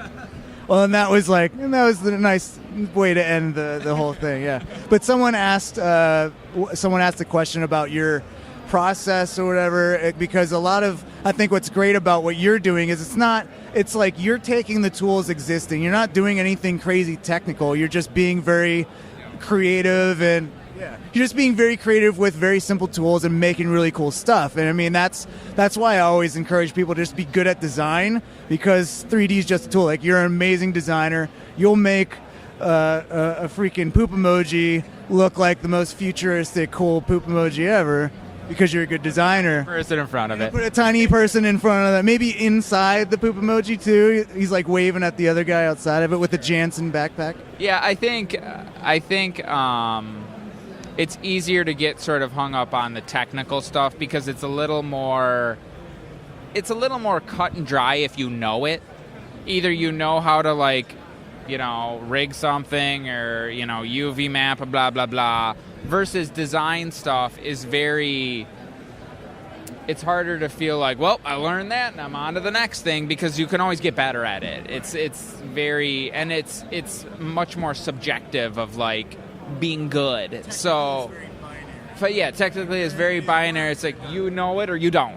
So I think it's kind of, hard to. And I've been, I kind of pick a focus each year for the like everydays. And this year I've been kind of trying to focus on like lighting and composition and just some of the like fundamentals, color of design that, not so much a specific piece of software or new technology. Right. So when you approach a project and do you ever go into it like, I don't know how to do this technically, but I'm just going to try to figure it out along the way? Or do you like to have a good idea of like, okay, I'm going to make this and I think I know how to do this? You mean like professionally or personally? For every day. How do you approach each? I would say professionally, I try not to like overpromise too much. Like if I don't know how to do it or am pretty reasonably confident that it's not too outside my wheelhouse, I'll tell the client that it's like, yeah, you should probably find somebody else for this because I don't know how to do it and you're going to be paying me to learn. But I think for daily stuff, I'll, occasionally stretch out a little more because it's like, at the end of the day, if I can't figure it out, I'll just say fuck it and do something else, like different. So it's kind of, there's not as much risk involved and it's a small project. So it's sort of like, that also minimizes the risk because at most I'm going to waste, an hour or 45 minutes or whatever. So, but yeah, I would say in general, I probably don't really concentrate on trying to solve things when I don't know them. I just do something else. So I feel like I should probably be a little more like, okay, fuck it, I'm going to fucking figure this out instead of just being like, I can't figure it out, screw it, doing something. Yeah. So. Well, I think that's a great way to approach things where you're just like, all right, because if you don't know how to do it or you don't know how to do anything, you're just not going to start. So I think it's just a good attitude to have is like, screw it, well, let's just try this because if I just sit here and don't do anything, I'm never going to make anything at all. Yeah, well, it's kind of like something has to come out at the end with like an everyday. So it's kind of like that also forces you to like try and, even if you can't figure out the solution, because there's always going to be like technical things where it's like, okay, I can't figure out the like absolute right way to do this, so I have to come up with a different solution. So it helps you kind of fudge it and get close enough, which is, even on any project, that's kind of oftentimes what happens. You kind of can't do always the most ideal way of like doing something. So you're focusing a lot on lighting now. I know you're using Octane, right? So like what's been some of the challenges of like, you are starting lighting because you think you have a weakness there and you want to get better at like cinematic lighting or something like that? Is this why you're kind of trying to beef up those skills? Yeah, I think just overall composition wise, I've got, a lot to learn. Lighting definitely, color too. I just feel like there's a huge amount of, room to grow in color and composition and just setting up. I've been trying to do sort of everydays the stuff that's maybe have a little more narrative feel, something that seems like it's telling some sort of story or some, implied story. Obviously, it's just one picture, but just trying to come up with something that has a bit more of a sort of cinematic kind of, illustrative feel to it versus something that's just more of like a abstract kind of scene, I guess. Now, have you ever done like a series, like a Beeple triptych of like 3 different scenes, like a bunch of different scenes that tell a story, like each one? Have you ever done that, or are they all like standalone everydays? Yeah, they're all standalone, but that's a good idea, and I've kind of thought of that sort kind of like slowly over the course of a couple days or whatever, telling a story and having like every days that kind of people could follow along with. But yeah, no, I think that would definitely be something that's cool. I think I just need to because the problem right now, just for the past couple months, whatever, is there'll be days where I've got like a decent amount of time, decent being a couple hours, and then there are times where it's like, okay, I just need to crank out a freaking pile of butt trash and freaking move on. So it's sort of like, I would need a good, like, okay, these 2 weeks are a little slow, going to be a little chill. I could actually, set aside a decent amount of time for the next 2 weeks to the everydays each day. So, I mean, I keep forgetting you also do your like big, like very long, like minute-long, like short film pieces, I guess you would call. You do one of those every year, right? Or it's usually been about like 2 years. They've been kind of getting longer and longer just because it's sort of like, I've got more sort of work that I've been doing, freelance work and stuff like that. But yeah, I'm working on one. It's still got a ways to go, so hopefully by the end of the year I can get it out, but I don't know. Should make it like the Olympics, like the Beeple Olympics, where you have the summer games and the winter games, and it's like every 2 years. I wish I could, I don't know, I wish I was better at setting deadlines for that I could find a way to set, or milestones or something that would be able to like keep momentum with the project, because it's, I don't know, I'm sure it's like a lot of people experience where if you kind of put something away for a week or 2 weeks because shit gets busy, then it's like coming back to it, it's like, what the hell was I doing? And it takes so much time to get the like momentum of the project back. So I feel like I need to come up with a better way to like keep short films moving forward, just to kind of. I mean, you really have no discipline or no drive to keep something going long term. That's one thing I know about you. Well, I honestly feel like I don't that much. I feel like I honestly, in some ways, just kind of got lucky in that I built up enough momentum with the like Everydays project to kind of keep it going. Like I just, like, it's the momentum, it's not me, and I just got lucky to build up that momentum. Because yeah, I wouldn't really consider myself like a disciplined person or somebody who like, if I fucking say I'm gonna do it, I'm doing it. You don't even know. So it's definitely, yeah, it's I don't know. That's an isolated piece of my personality, I guess, kind of. Awesome. Well, you now officially have your own fan club called the Beeple's People.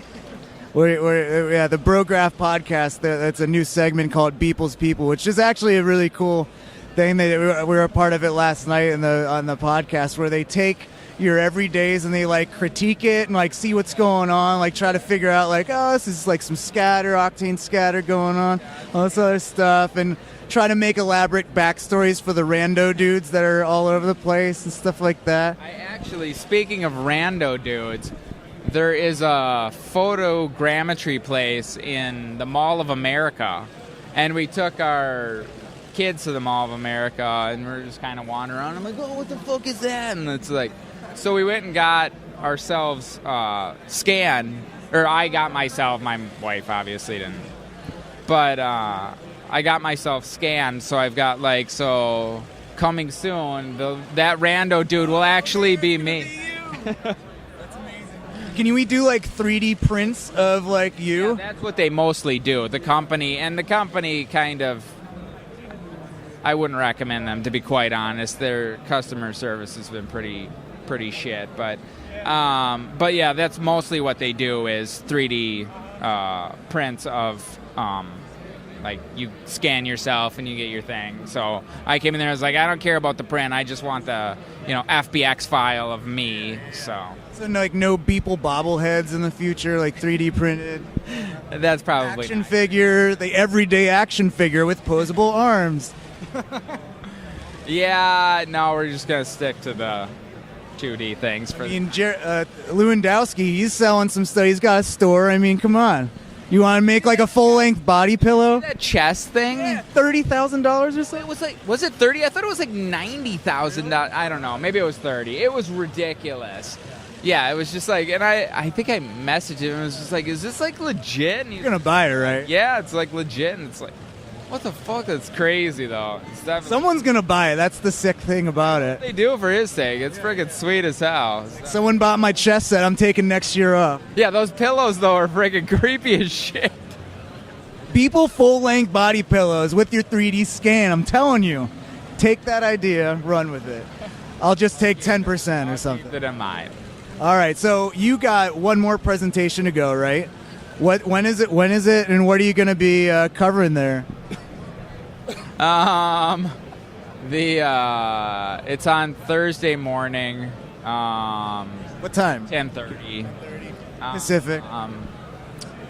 Yeah, and then I'm like kind of like how to build out like sort of like a city, like a 3D sort of city, stylized, not like a realistic city, more of just like a sort of sketch and tune. Or actually, I think it uses the like cell renderer, but just like very simple, just kind of showing the like edges, city, and just kind of basically kind of focusing on modeling. And again, it's kind of like tailored towards people who like don't know what modeling means. When you say I modeled something in a computer, it's like, what the hell does that mean? It's kind of showing how you can start from a cube and in the end, with cloners and this and that, get a very complex shape that you could use as like a design or like a greeble or something like that to like, yeah. Well, awesome. So Thursday, 10:30, watch this man live, and a full length one this time, maybe. Yeah. I don't know. I can't be in the audience to point out your render instances. Why not? So I'm not gonna. I'm leaving tomorrow. Awesome. So I'll maybe, and they don't even do a chat room. Maybe I'll have like just leave your phone out and they'll like text you like, hey, asshole. Dude, click this box. Dude, click the Yeah, sweet. Well, thank you so much. It's awesome to have you part of like the whole Maxon crew this year, and really appreciate you taking time out to talk to the little YouTube audience out there. I know everyone loves you. They want the full-length body pillows of you, and so they can cuddle with you at night. But that's it for now with Beeple here. Mike Winkleman from the show at Siggraph at the Maxon booth. See you guys in the next interview. Bye, everybody. What's up, everybody? Octane Jesus here, David Ariev. This is the first interview I've ever done so I don't know what the hell I'm doing. So Mitch and I are going to babble and flop on our faces. I'm here with Mitch Myers. He just did his amazing presentation. It was freaking sick. Yeah, man. I loved all the volumetric stuff. So tell the audience a little bit about yourself. And so how many years have you been doing motion design? How many years have you been in the game? Yeah, so it's been about like 5.5 years now. I actually started out I used to live in North Carolina, and then I moved back, and that's when I got into motion design. Oh, sweet. And the first time I got C4D, I opened up a Grayscale Gorilla tutorial. I think it was one that had to make the Discovery wipe thing. Yeah, I remember that one. Yeah, I did. Totally. So I was like, this is actually pretty sweet. Yeah. And so basically, I just grinded it out and played around until my fingers started bleeding, and then that's awesome. Yeah, got where I am. So did you start with C4D, or do you, like most people, jump into After Effects and then work your way up to C4D? I actually started with C4D. See, that's unique. I feel like some people I've heard are getting directly into Cinema 4D, and to me that's crazy, because everybody I know started with Andrew Kramer, then that was the gateway drug, worked into C4D with Grayscale Gorilla, and then moved on from there. But that's really cool that you got your start right into I think 3D. if I maybe would have started earlier, it might have been a little different, but Yeah. I started with C4D and then used After Effects as more of my compositing tool, Right, totally. as a side thing. Dave is pushing me in towards you. Hey. Apparently we're not close enough. We need to be close. It was just kind of a side thing, and then I did start doing more traditional motion design through After Effects just because the need was there. Mm-hmm. But cinema was always my go-to, and then when Octane came out, and it felt really natural to have that live viewer, and then all the different volumetric effects that I'm in love with that I could create from it. It was just like a natural progression from the standalone, so I could up my craft a little bit. Totally. Yeah. I love that you're so into the volumetrics and the art, and creating that interesting style and lighting, and that's your focus. It's so cool. Yeah, art direction is something I'm super fond of, along with film theory, obviously. Mm-hmm. And so I think studying film theory and the reasoning behind a lot of different aspects that go into actually creating a film helps a lot with creating the composition in the 3D world as well. So you can get kind of that more cinematic, emotional response from the audience kind of effect. Yeah. And it's just a bit more a bit better for the actual progression of what I'm trying to create. Absolutely, yeah. We're becoming like digital DPs, and that's actually what my talk is about. And I feel like our talks pair well together because we had a lot of the same concepts. Like I talk about the quality of light, you know, how soft or hard the light can be, how that can affect the mood you're trying to create and stuff like that. But it's really cool because it's totally different scenes, totally different content. And so I feel like together we create like a bigger world of that kind of thing. And that's my interest too, is becoming this like digital DP, you know, and like atmosphere. That's one thing that matters so much to creating this mood. I love that you talked about like noir film lighting and how that's inspired you, like these you know, creating these interesting lines in your composition to direct the eye. Like that's not talked about enough in motion graphics. And yeah, I've learned so much by, you know, doing live action and, you know, working with DPs. How did you learn, like, so you were talking about Alfred Hitchcock's, what was it, his rule? Rule, yeah. Hitchcock's So rule? yeah, that basically states that every object in your composition carries a certain weight, whether it be like color, the size of your objects, the lighting, all that. All those objects in your scene can give your audience a different like perception of what they're actually supposed to be feeling in your composition. So when you start with that just like basic idea right from the get-go, then you can start to like form like a story arc just in like a still image when you start to frame up your shot. And then from there, if you already have like that story arc, it's a lot easier to create like an effective, like whether it be like a full animation or even a still. Like people are going to view it longer, they're going to share it to their friends just because they feel something from it rather than just seeing like a pretty picture. Totally. Yeah, and I love that you're lighting with area lights, which is what I've gravitated towards as well. Like I feel like artists nowadays have been addicted to HDRIs, but it's like a crutch that doesn't allow you to actually intentionally design your lighting. I feel like it's ruining people's art, or like not allowing them to get to the next level. It's definitely a little bit of a crutch. It's like awesome for like a tight deadline, and like you need to make something look pretty. It's just like pop an like HDRI a product shot, just right. something that needs to be evenly lit. Yeah. Or if you have to focus on like a modeling or something like that, where you don't have enough time in your like schedule to get the right lighting that you're like really wanting to get. Totally. And HDRI is like good to just pop in and like get what you need out of it. But totally, like if you're really wanting to create something like cinematic, and want to have more control, especially over the color and like the power of different lights, stuff like that, like go with like area lights and just like mess around with it. And if you're using volumetrics, like mess around with like the absorption and scattering, like colors and everything, you can get some like really crazy effects. Yeah, it's amazing. You just have like two dudes in your scene, and you know, and then you're able to build it out with just the atmospherics and the light and make something really compelling that like, you know, conveys a mood. And totally brings you into this story with just like this most simple stripped down scene, you know.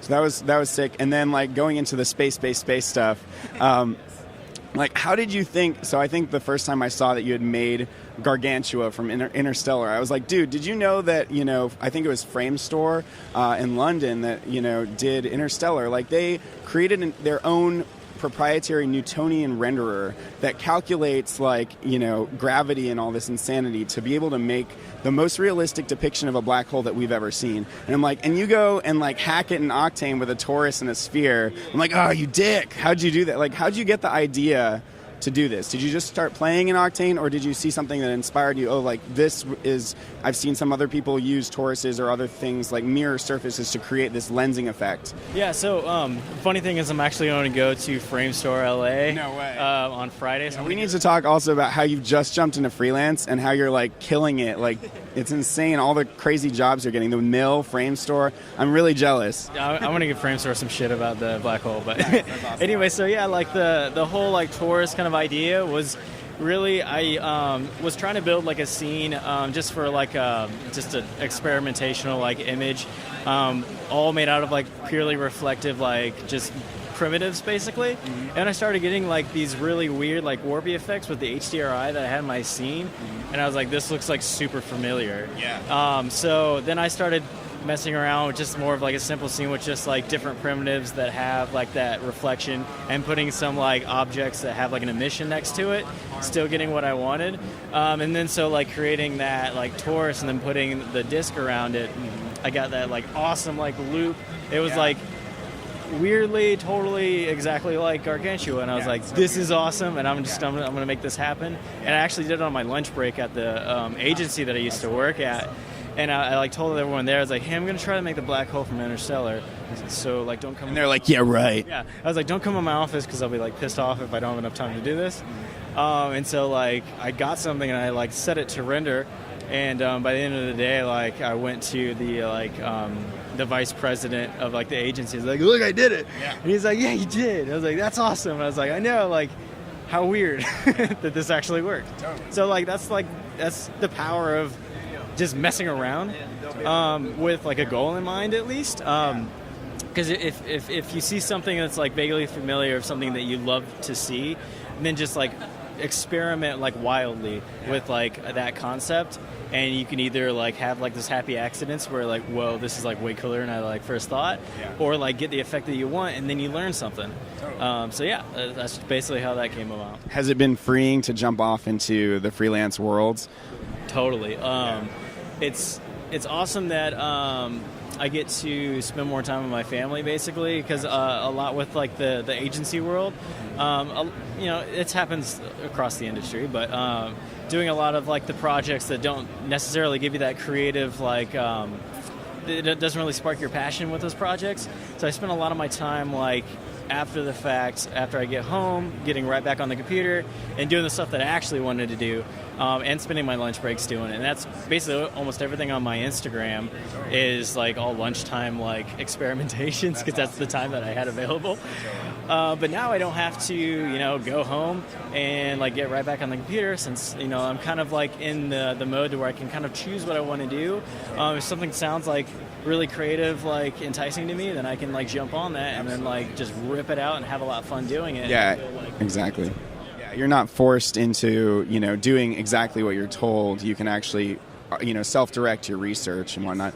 And I think it's so smart that you've been trying to generate passive income, but also participate in the community and bring new assets and stuff into the community. Like, I just used your Planet pack on this project I'm using, and your VDB pack. I just bought both of them, and I've been using them extensively. So it's super helpful stuff. It's cheap. And, it's really cool, like, that we can kind of start to support ourselves as artists in this community by releasing. And it's so smart that you're generating these assets. Yeah, man. I mean, like, the more people, like, purchase those things from the artists that they love, the more time that those artists have to, like, not take the projects that take up most of their time and put a little bit on the side to actually create more stuff that people can use and, like, implement in their own stuff. So, I mean, like, supporting the artists that you enjoy and the products that they have is only going to, like, give you more resources down the road to, like, get more into it. So, absolutely. Like, yeah, totally. It's definitely what I love about the C4D community. This is super random, but how'd you figure out that a sphere could limit the volume object's bounds? Because I don't think any other object can do that. It's just the freaking sphere that will limit the volume object's box. It was very weird, because all I did was I was like, I don't know I don't know how to make this a sphere, so let's just put a sphere as like a child of like the volume, and it just worked. It so literally took 2 seconds. Like, I didn't know what I was like, how I was going to do it, but I was like, this making things like childs of things is like a normal thing to do. So like, I'm going to stick around and see, and it works. That's I was like, well, there it is. Yeah, that's great. That's awesome, man. So what do you think is next for you? You're just going to be freelancing your ass off, and also, like, what's your dream project? I guess you're already working with these crazy studios, but, what kind of work do you want to get into, and how do you see your, life moving for the next, 3 to 5 years? I guess that's a long question, but since I just now got into this, I'm still like exploring. I don't really know what this really looks like still, but like my like dream stuff to work on right now that's have been for a while is like title sequences. Yes. So if anybody from Elastic is right. If Raul Marks, if you're listening to this, we want to hang out. Yeah, like put me on something and I'll kill it for you guys, and you'll want to put me on more stuff, because that's exactly what I want to do. Because I mean, I love the fact that you're creating these title sequences for these like either series or like films, and you're telling this like huge story in like a 1 to 2 minute like fashion. You can do it really abstractly too. So that really like gets my gears turning. Yeah, me too. Those title sequences just set the story up for the entire show. Like, I never like skip them. Like the Westworld title sequence, I watch every freaking time because it gets me like pumped for the freaking show. And Elastic is like just killing it. They're the one studio that's made all the best titles, like Game of Thrones, Halt and Catch Fire. What's the one with all the crazy projections? I always forget this one. Yeah, Man in the High Tower, Philip K. Dick. Yeah, all that stuff. So amazing. Yeah. Every time it comes out, I go to artofthetitle.com like every morning for inspiration, just because it's like there's always something new coming out as far as titles go, and they're always like kind of like a step above of like, okay, how did they do that? So every morning I get to like wonder like how that something was created, and then if I have free time, I can do that experimentation process and start to like maybe get towards that kind of like look that we can like. Yeah, and I see it in your work. You know, you're watching this stuff and that you're absorbing it, and then you're creating stuff in that vein with that moody lighting, that really clean design. Yeah, it's definitely paying off, man. Thank you. I appreciate it. Yeah. Sweet. Cool. Well, good interview, guys. We'll see you next time on Brograph Radio at Siggraph with Octane Jesus and Mitch Myers. See you guys later. And no Siggraph, no Maxon thing would be complete without interviewing the man behind Grayscale Gorilla, Mr. Nick Campbell. How you doing? Well, good, man. How's Siggraph? It's been fun. You guys are running another booth just like you did at NAB. That's really cool. Yeah, it's our third one. So Siggraph last year was our first time, so third year with a booth. Dude, we love it. We love meeting the customers, How's the crowd here? I've seen, basically everyone's been crowded around you guys like for 3 days straight, and this is the first chance I've had to get 5 minutes with you. You know what's fun? Yeah, I know, we've been busy. It's been, it's fun. It's like the MoGraph hub of Siggraph is the Cinema 4D booth. So everybody is here. There's a lot of visual effects. There's a lot of cool tech around, a lot of people with goggles on their face.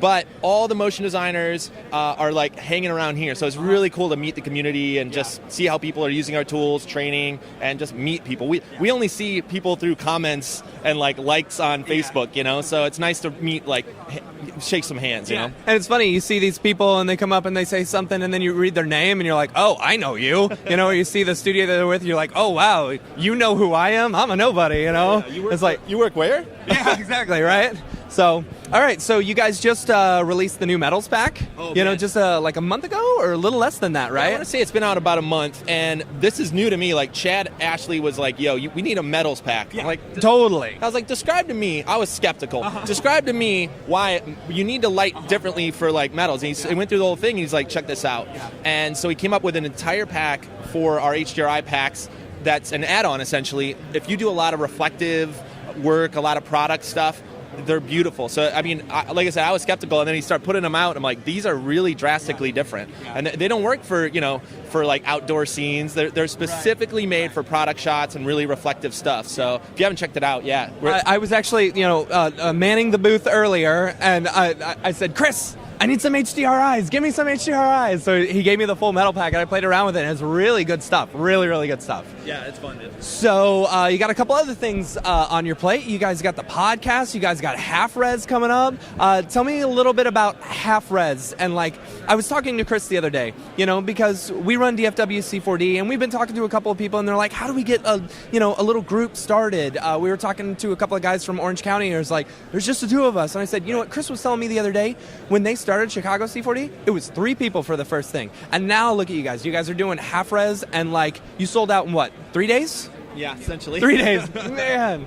So, and you guys were actually like charging this time so you guys can make a little bit of money back, which is awesome. Yep. And you still sold out in 3 days. Yeah. We got people flying all the way from London to come and visit, which is awesome. Yeah, so, it's been interesting. Like, as Half Res grew, you're right. Like, the first Cinema 4D meetup was a few people, and that was 2000. I forget when he started. 2008 maybe.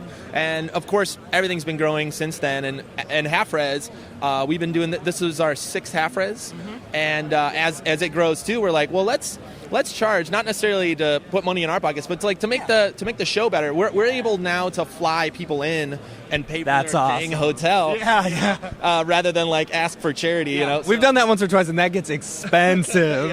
So the whole community, like you mentioned the podcast, you mentioned like user meetups. Just reminds me, if anybody wants to start their own user meetup, we have a couple interviews on our website with Chicago C4D, which is Chris and Jack from Chicago, but also our buddy Brad Chmielewski, who runs the kind of motion design, After Effects, general motion design meetup in Chicago. And they talk about how they got started, how they started with a couple people and it grew and it grew. So if you're interested in starting your own meetup in whatever part of the world, make sure you watch those. And as far as the podcast, man, we've heard more. Okay, first thing is medals. People love medals, but the second one, people are loving the podcast. And what we hear over and over again is so many people are working by themselves or in a small team. Absolutely. They don't have that lunch conversation that they want, and they kind of have us in their ear now to like have those talks and talk about new gear and talk about what they're into. So it's and working as yourself as a freelancer or something like that, you don't really have any mentors who you can look up to, like in a studio environment or something like that. So it's really good to be able to see it from a different point of view or something like that, and kind of almost have a mentor that way. A mentor who you don't see, but you hear from. It's fun. It's funny you say that, because Chad Ashley is like my mentor. He's my mentor too. Yeah, and now he's everyone's mentor, and that's one of the reasons that we brought him on the team. Like, not only is he a good artist, but he's a good teacher, but he's like my best mentor personally, and also now we get to share him with the world. So to have him on the podcast and to share his point of view is also a huge part of it. So we love that community side of things. Yeah. Awesome. Well, thank you guys for everything you've been doing for the community. And I have to say, I actually stole one of your lines yesterday. I was interviewing one of the German core developers, and I said, so if you hate something, this is the guy, but also if you love it, this is the guy. Stole your line from NAB, sorry. But I think it's important, everyone loves feedback, everyone loves critique, but the people that literally sit and code Cinema 4D are here at Siggraph and at NAB. Yeah. So when you go critique them, you gotta go, first of all, thank you. Yeah. Awesome stuff. But we were at dinner with them the other day. I sat right next to a couple of them, and I was like, "Here's some things you guys should incorporate into the next one." And he's actually taking notes. No, so they listen to their people, which is awesome. Yeah, they're so community driven. We're obviously a good fit. We're all about the community, and Paul and Maxon in general, they're just like really open to what everyone's up to. So it's always fun to be here. It's always fun to be at Siggraph, and like I said, meet everybody. Awesome. Thanks, man. Appreciate it so much. Cheers, man. More videos coming on the last day of Siggraph. iDesign and Brograph.com. Thank you guys. What's up, bros? We're here with Nick Lyons from, I'm sorry, I forgot the name of the company again. Sure. I said it a whole bunch of times in my head. I know. It's like there's so many companies we need to remember. I remember where it's at. It's in London, right? Territory. Yeah. In London. And San Francisco and New York as well. Oh, okay. So there's 3 different offices. Now, you work out of the London office, correct? I work out of the London office. We just opened our San Francisco studio last year and have a satellite New York office, but our London office is kind of the mothership of the company. And you guys are about to move, like, in just a couple weeks, I heard on your presentation, right? Yeah, we've been expanding quite a bit over the past year. A lot of these film projects have kind of snowballed into other ones, and since we've been diversifying into kind of the more visual effects type pipelines, it's opened up a lot of opportunities for other types of projects, and essentially we're having to build a whole new studio with new servers and new structures and everything that can accommodate all that. That's awesome. Yeah. So let me ask you, just having the 3 different studios, New York, San Francisco, and London, and so let me jump another way real quick. So you guys recently did work on Ghost in the Shell, right? And currently you're working on the new Blade Runner? That's right, yeah. That's awesome. Yeah, okay. Yeah. So with the 3 different locations, I'm not sure whether you guys is only the London group working on one and they're kind of working on their own stuff, or do you guys collaborate at all? It's typically kind of segmented, where the London office will get certain jobs and the San Francisco office gets certain jobs, and the New York office gets other ones. We don't really collaborate, but we do, if we're overloaded in London or if they're overloaded in San Francisco, we'll swap jobs. Depending on the client. If they're a West Coast client, then usually the San Francisco office needs to keep them because they don't want to have to wait 8 hours to get information from London. So we don't really work together too much, but we still have all the same like creative directors and stuff working on it. So We got some crazy VR stuff going on in the background, and then all the crazy guns shooting over there. You and I are going to go do the guns right after this. So, okay, so let's talk about. You guys just finished up Ghost in the Shell, that was released, and that's a lot of what you showed off today was kind of like all the crazy what amazes me about them. Oh my god. What we got interviews going on over here. Anyway, I know, right? What amazes me about Ghost in the Shell in particular is how layered it is. When you were showing the breakdowns of everything, it's like, you normally think that you would just like have like, one or two layers of something, but when you were showing the breakdown, it's like layer after layer after layer after layer in order to create these massive, like really interesting like landscapes and UI elements and stuff like that.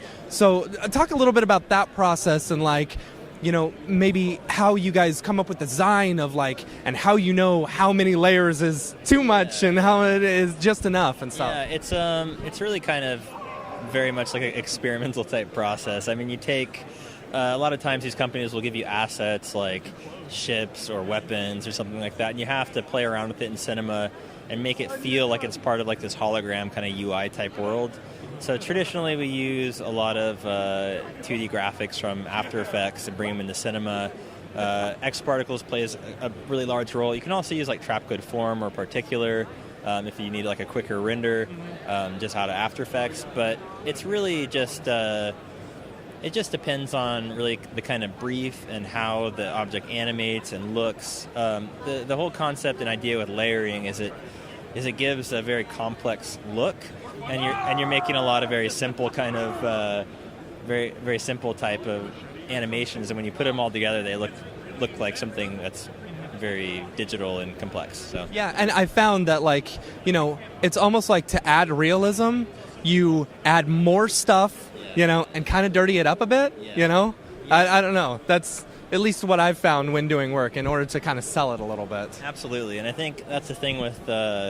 We didn't do a lot of photorealistic stuff for Ghost in the Shell, but when working with John Dykstra, the lead effects guy of the production, he gave us some advice, and he basically said, when you're finishing up a project, you want to throw a 2-pixel Gaussian blur over everything. Yeah, that's what I do. Yeah. So it kind of it muddies it up just a little bit. I mean, the thing is, when you're trying to create photoreal stuff, you really have to create it and make it look organic and push the right pieces and add the correct amount of like layers and noises and stuff, and it's quite difficult, but yeah, you say difficult, but like from the stuff that you were demoing today, it's like a lot of the stuff that you were using, like splines in a cloner, in a loft, and it's like then I was watching along, and I was like, oh, he's going to use like noise or turbulence or something, and sure enough, there it was, and it's like these such intricate little UI elements and stuff like that. It's like, but it's relatively easy to make. You're just making all these small, easy ones and layering them up together in order to make something much more complex. Yeah, that's kind of how we like to work. Is we take something that looks very complex and add just very simple detail to it. This whole project we didn't really have the flexibility to do a ton of crazy effects and simulations simply because everything had to be baked out and transferred into a Maya file. Okay. So normally if we're doing screens for like Avengers or something like that, we can pretty much like throw out all the different like fireworks that we want to add into the scene. But this, we had a few different parameters that we had to stick within.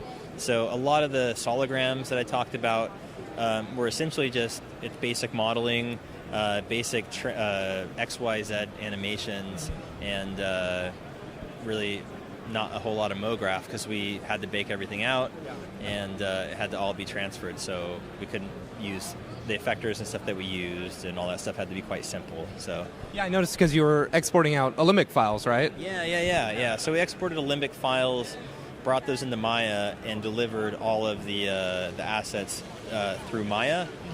because MPC and visual effects companies have a certain pipeline they need everything to fit into.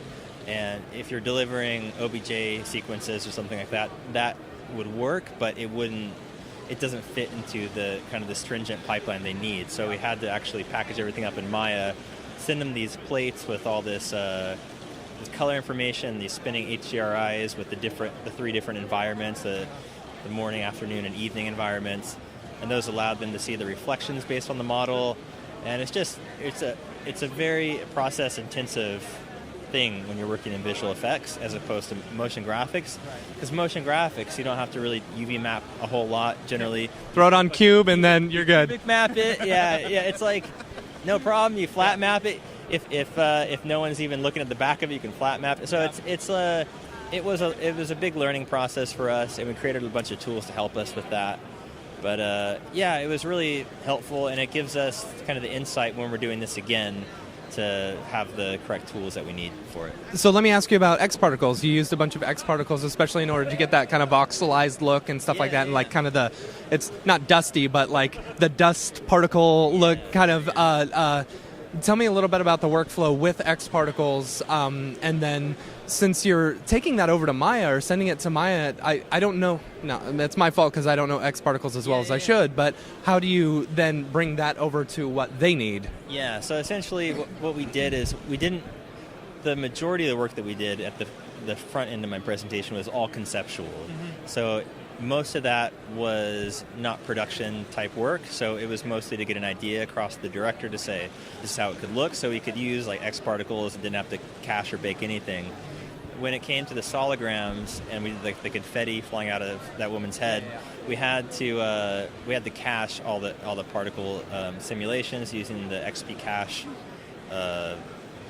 tool in X particles, and then we used nitro bake and steady bake to just bake all those down and give them all kind of points in space to transfer it over into Maya. So we had to bake everything out into geometry basically, so there's no particles or anything by the time we sent it off. So cool. Let's talk. I don't know if you can. Can we talk Blade Runner? We can, probably not. Yeah, yeah. It's probably safer not to. It's cool though. It was a fun project. It's a bit different than some of the other projects that we've done just because of the stylism of Blade Runner itself. I mean, Blade Runner is... so I've noticed a lot of like Octane renders on like the subreddit and stuff like that. They're trying to go for this dystopian landscape type of thing, and that's like very popular now. You're gonna shame me. Everyone will shame me. I actually only watched the first Blade Runner movie maybe a couple months ago, and so I'm watching it. I'm like, these all look like Octane renders. You know, it's the whole popular thing. So like, I think with the new Blade Runner coming out, you know, I mean, were you guys able to like maybe go with the current style or the current? I don't know what I'm trying to ask. You know, I mean, maybe I just want to know more about Blade Runner. That'll be something that I'll see as well, really, because I know that during production they did. I think they're probably going to try to stay closer to the original. But I'm not exactly sure how all the sets will look. We just delivered a lot of screen graphics for those, but yeah, it looks to be pretty cool, and hopefully they keep it within kind of the same world. But I think it's coming out this fall.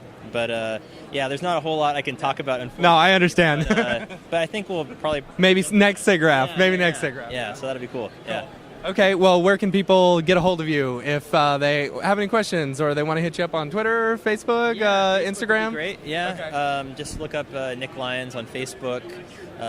Also, you can follow Territory Studio on Facebook as well. Hit me up at nicklyons@territorystudio.com if you have any questions. But yeah, it should be good. I'm happy to explain anything if they have any questions about the presentation. So yeah. Awesome. Thank you so much. Cool, man, yeah. Let's get over there and play some of that VR game. Yeah. All right. Onwards. Thank you guys for watching. Stick around for more videos with iDesign and Brograph. Thank you guys. What's up, bros? We are here with Robert Slater. and Kostas Karanakolis from Redshift. We're super excited to talk to you guys because there's been a lot of buzz, especially around the Maxon booth and all around Siggraph about Redshift and really what it's come to offer. We're Cinema 4D guys, and I believe you're the Cinema 4D. Yes, All right, so you're just the man to talk to. He's our guru. he's the guru. Apparently, yes. Forget about me. Ask Kostas. Yeah. Oh, man. Well, let's start off with the simple questions. For those out there who don't know about Redshift, kind of give a little rundown about what Redshift is, what it does, and kind of some of its features. Okay. So Redshift is a final frame renderer. So that means we have similar features to Arnold and V-Ray. It's a biased renderer, but unlike Arnold and V-Ray, we actually use GPUs to do all the tracing, shading, texturing. So consequently, we're about 5 to 10 times faster, with the same quality, if not better. Mm-hmm. I have noticed the speed with Redshift, especially in comparison, because we're a GPU-based renderer, studio, and the speeds are just incredible when you're comparing it to anything else, any other unbiased or biased render engine, right? Yeah. And that's another thing that I love about it is that you can do light exclusions that you can't with some of these other render ones. We do trace sets. That's something that we actually added very recently. I guess we want to talk about 2.5. Yeah, let's talk about 2.5. So we just brought out Redshift 2.5. So this brings a few new features and some general visual improvements. The first improvement is we've improved our unified sampling so that we can get better noise cleanup in bright and dark areas of the image. So it renders faster than it would in Redshift 2.0. We have some new technology to handle fireflies. I don't know if any of you guys out there know what fireflies are. Yeah, they're the little tiny speckles of, and it's the thing that exactly. You're hitting your head against the desk about. Yeah. So, instead of having to throw tens of thousands of samples to try and get, we have what we call a glossiness or roughness clamp. Mm-hmm. So that gives you kind of the same kind of specular reflections that you would get if you'd use tens of thousands of samples, but using maybe 500 samples. Mm-hmm. So you get that much faster result, much quicker, and the more sort of vibrant look. We have some new particle technology in Redshift 2.5. So previously all you could do with particles was instanced meshes. With 2.5 you have simple particle primitives like spheres. So these are great for really small details like dust and grain and things. You can have hundreds of millions of these guys, and they use very little memory and they render very, very fast. And I don't know if your audience knows what out-of-core rendering is. I'm sure there are some of them, but for those who aren't in the know, Out-of-core means, man. So Redshift is an out-of-core architecture, which means that it doesn't really matter how much memory your video card has. You could have a 4 gig card, 8 gig, 24 gig. If you could have you could throw a 70 gigabyte asset, which we've heard actually from some of our customers, and Redshift will just chew through it. It doesn't matter. You'll be able to render with it. I've used some other render engines, GPU render engines, where yes, and even with 3 1080s or 4 1080s, I've hit that limitation where you just run out of memory and it's sorry, you can't do anything else. There are no limits with Redshift. And I think that's a big selling point with Redshift for those who are really worried about because sometimes, you're forced to go to a higher poly mesh or something and dealing with these bigger scenes and stuff. So basically from the very beginning, that was our goal. We wanted to basically target the sort of high quality production renders for movies, and so don't have these kinds of barriers. So we basically did out of core from the very beginning. It was very important to us, so that there were no limitations like that. Now, if I'm not mistaken, I saw an article today talking about the release of 2.5, and the C4D one has been in alpha for probably about a year, a little over a year. C4D has been 2.5 only. Oh, okay. And so we had a very long alpha period because we wanted the feedback from the C4D artists to come and say, well, can you make this more C4D like? I don't understand how to use this. So we got lots of feedback. I mean, for example, very recently we added some new shader nodes. Okay. We added a new compositing shader node for lots of C4D guys were asking for this. So I actually wrote it for them. And they're very happy. Yeah. I'm sure Chad Ashley is just over the moon for it. Yeah, Chad, yeah. Well, we had dinner with him the other night. He was very happy. We added what else was there?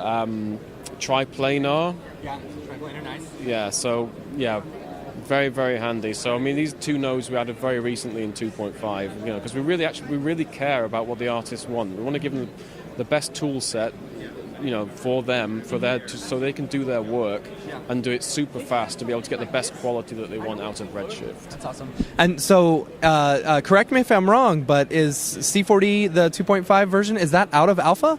I saw an article today, and I'm looking on your the pamphlets that you're doing. Yeah, it doesn't say that it's in production anymore. So, yeah. It's out of alpha, yeah. So basically, the alpha officially ends the end of August. But right now, anyone can download a demo version of it and try it. I've been using it for a long time anyways, and it's like, we're calling it alpha, but it's basically like give us the ability to, you know, like tweak and change things, so it's like as C4D like as possible, and has like the smoothest workload without actually causing too much trouble to people actually already using it in production kind of thing. But now kind of like stabilizing things, so I said, okay, you can have it now, you can try it and tell us what you think, and maybe you can fix more things and make it even more C4D-like. So yeah, it's more like a title rather than actual like a level of, you know, of quality kind of thing, right? I mean, we could call it anything really. Gamma. Yeah. I mean, right. Zeta, Omega, whatever. Come on, give some Greek letters. Man, I just gave you one. Omega, man. That's the only one now I know. we're in the Omega version right now for the last part of the month. Just that little in between. Let's see, what else was I going to ask? So here's another thing. Pricing. You guys are relatively inexpensive for a render engine. And correct me if I'm wrong, but if you pay for one, if you pay for Redshift, you basically get the render engine with every other.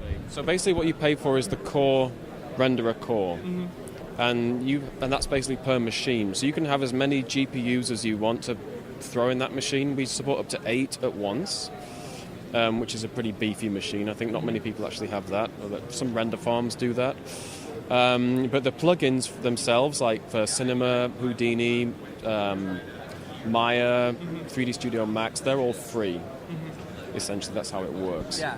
And I think that's really good for studios, especially because if you've got one guy working in Cinema 4D, one guy working in 3ds Max, you know, just being able to pay that one price is excellent. You know, not like some of the other render engines where you're buying one and then you're buying a whole new license of another one. So I mean, it's also like because you can use like certain DCCs are better for certain things than others, so you can actually mix and match and see I want to do something in Houdini like a simulation and then just bring it in and use it for something else. So it's like also use case is also very lots of that from our larger customers. They use basically, as Costa said, they use Houdini to do all their smoke and fire effects, and then they do the rest of it and bring it into Maya, and then they just work with Maya, and and that's very convenient, especially for some of the independent artists as well who are using Houdini and doing that. So, having said that, though, as a final thing, I mean, we do actually support TFD and X particles in our plugin already. So if you have a TFD, you can actually use it straight away in C4D right now. That's awesome. That's very awesome. Anything else you guys want to add? Give it a try. Yeah. I have used it and I really like it. Like it is, I have a feeling, you know, at the end of the month we're going to be moving, we're going to be going full Redshift because we like what you guys have produced, and it's funny. So I rendered out like probably a little logo animation a few months ago, you know, and I've been on the alpha for a while, and I rendered it in another GPU render engine. You guys probably know what I'm talking about. And I sent it over to my business partner. I said, hey, which one do you think was Redshift and which one do you think was the other one? And which one looks the best? The one that he pointed out looked the best was the Redshift one. Yeah. So congratulations, guys, on all the release and all the success. And I think we're going to see some awesome things from you guys. So enjoy Siggraph. Yes, absolutely. Yeah. So stick around, some more videos coming up with Brograph and iDesign and the Redshift crew. Thank you, guys. Hey everybody, it's EJ, and we're here from the show floor at Siggraph at the Maxon booth. I have the VP of Operations, Rick Barrett, here from Maxon, and I just want to know everything about R19. You're even doing a presentation, right? Yeah, I got to do a presentation this year, so that's going to be interesting. I've done presentations for user groups, but I haven't done a Siggraph presentation in I think 10 years, so that'll be fun. But yeah, great new features in Release 19. We've got the new viewport is just beautiful, right? I mean, you could really get away with just using it as a render, and then of course when you do need to render, you've got access to the Pro Render GPU rendering solution. We've got some other great stuff like scene reconstruction, the new Voronoi fracture stuff. The sound effector is a lot of fun to play with. So on top, what do you think is your favorite new feature, or is that like a faux pas to ask someone? My favorite feature is actually the object insertion modifiers. Cinema 4D users are used to being able to hit Alt or Control in order to create objects in certain spots in the hierarchy, but that never supported multiple selection. And with 19, it now does, so it makes it super easy to build out really complex hierarchies, like silly fast. And everybody knows that the object hierarchy is the strength of Cinema 4D, so being able to strengthen that is great. And I think that it's one of those things that's sort of a smaller thing that ends up at the bottom of the feature list, but it's going to change people's everyday workflow more than some of the top line features. And I think, there's all those, and they're not sexy features that are good marketing term kind of things, but there's so much stuff under the hood that you're probably not going to even realize until you start using it that is sometimes going to affect your day-to-day and probably might affect your workflow even more than some of the bigger features. So it's always that thing that you really have to appreciate all the subtle things that are added each release, things like that. Right, and it's always fun for us to see, because we kind of have an idea of the way that we think the feature can be used, but then, especially with our market, full of MoGraph artists who love to misuse things, it's great to see what the artists end up coming up with to abuse and misuse the features, and it's just a lot of fun. So we're excited to see what the artists do with it. Awesome. So you mentioned in R19 you also have some stuff from Cineversity that's going to also be released as well? Yeah, we're creating sort of an R19 power pack of some tools and utilities that we're going to be putting out shortly after the release of R19. We've got, it's just sort of, it came together because there were a few things that we started developing. One of the great things about 19 is that the SDK support has just skyrocketed. It's so much better than previous years, and virtually every new feature that gets developed, we have full SDK support, even in Python, to add to it. So I'm going to be coming out with some tools that help to enhance the sound effector. And also Donovan Keith, my colleague, is working on some tools to work with Voronoi fractures. And also I created a fun little plugin to import animated GIFs from Giphy. That's all me. Like, that's the one thing I saw. I was like, oh, I can't wait for that to come out. So awesome. So just to wrap up, you also have a bunch of tutorials on Cineversity as well, really, for all the new features and a lot of stuff coming out. So you want to plug anything that people should be checking out? Yeah, make sure to check out the new and Cinema 4D Release 19 videos on Cineversity. We have 11 videos that really go in depth on the new features. And of course, we'll be getting even more depth with quick tips and technique and reference videos over the course of the next month or so. And we'll be consistently posting all of those on Cineversity, so stay tuned. Awesome. Well, thank you so much. I know you're a busy guy. I really appreciate you taking the time out. Rick Barrett from Maxon. Thanks. What's up, bros? We are here with Sarah Wycliffe, a good friend of ours who has, you started out listening to the podcast, and we kind of all became friends, and you've worked on a number of projects that have been very interesting to us. You originally worked on the Nightly Show with Larry Wilmore? Right, yeah, yep. okay. And then you just recently were working on the new project with Otoy and Jon Stewart, correct? That's correct. And now you're moving on to, what's the newest project that you're working on? It is a weekly half hour for BET called The Rundown with Robin Thede. That's exciting. So a lot of these you're working a lot in TV and a lot in it's almost like the daily TV stuff. And you're creating graphics for all the different shows and stuff, right? And so talk to me a little bit about the process of working in an environment like this where you've got the daily stuff and you're having to pump out stuff and you're having to follow the news cycle and figure jokes and stuff out from there. Right. Talk to me about that a little bit. So, working in daily television, I didn't initially start from this kind of quick turnaround environment. I came from a character animation background, which is also, it's just much more planning, obviously. And then I got my start in daily about 5 years ago on a cooking show called The Chew. Okay. And, they tape 2 shows a day, and they're hour-long shows. There were 2 graphics people, 7 segments, and that was my intro to it, and essentially I learned there that it's all about distilling the visual that you're making to the most easily digestible visual shorthand. Whatever sells the joke. If it feels like it's too on the nose, it's probably fine for 90% of your audience. What I love about working on these quick turnaround projects is that it really enables you to increase your confidence with just going for something on your first instinct. And you really just don't have the time to second guess yourself, which is another reason why it's helpful to use that visual shorthand that I mentioned before. The more you do it, you get better by doing more work, right? I would assume, yeah. You're doing a lot of same stuff maybe over and over again. You're getting much quicker and able to pump out a lot of stuff relatively quickly, right? Right. Yeah, so by doing that, you're just doing a really large volume of work. When I first started at that cooking show I mentioned, The Chew, I wasn't as confident as a designer because my background was in character animation.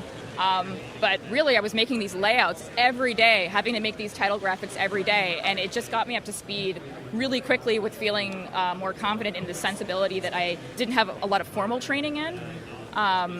So there are a lot of people who say it would drive them crazy to work in this kind of environment. It would drive me crazy, yeah. Yeah, where you're throwing stuff out, because one of the things that you mention is a byproduct of working in television is, producers will come up with segment ideas. They don't always get passed through. Sometimes the guest cancels. Sometimes the news of the day changes. Often right now, the news cycle is changing. Especially right now, yeah. Yeah, the personality that you're making fun of will no longer be part of the administration by the end of the day. And so you have to be at peace with, killing your babies a little bit and just moving on to the next thing. And to me that would be devastating. It's like, I don't know, maybe I'm just overly critical of my own work or something, but like you're putting your heart and soul into something and then someone just being like, let's not use it. Are there ever times in which you maybe are able to recycle some of those ideas just with maybe a different spin on it so that it kind of saves you some time? Right. Sometimes, yes. Okay. Also, it's not much of a consolation, but in past jobs we've had like a killed graphics graveyard where we print it out and hang it up on the wall. So, whoever requested it come by and say, appreciate what you killed. Look, find a way to get this back in the show. And sometimes if it was a really funny joke or like a really funny mock-up, that's what they call those Photoshop composites. It will come back simply because we're like, oh my god, we got to find a way to get X thing that got killed in there. So the other part about it though is that I hate to say that you're not putting your heart and soul into your work, because you are approaching your craft with the most professionalism that that you possibly can, but you can't love it too much. You just have to keep a distance. Yeah, that's interesting. Yeah. Like, don't get so emotionally attached to your work that you'd almost want to quit if they don't use it or something like that. That's good. And you guys are pushing out a bunch of it's volume, really. So you really have to be emotionally detached from some of that work. Yeah. It doesn't mean that you don't care about it. It just means that, you have a relaxed, on to the next thing, go with the flow kind of thing, because at the end of the day, it's just TV. Yeah. And especially another really freeing thing about working in daily is that, if you had a rough day that day, something didn't work out, or it was just a struggle that day, that was the show. Yeah. And then the next day is a new show. It's like a new opportunity to try again. You put it all behind you. I like that. I like that you never get bored. I bet. Yeah. And does it give you a chance to really spread? I don't know. I would worry because you're doing so much stuff.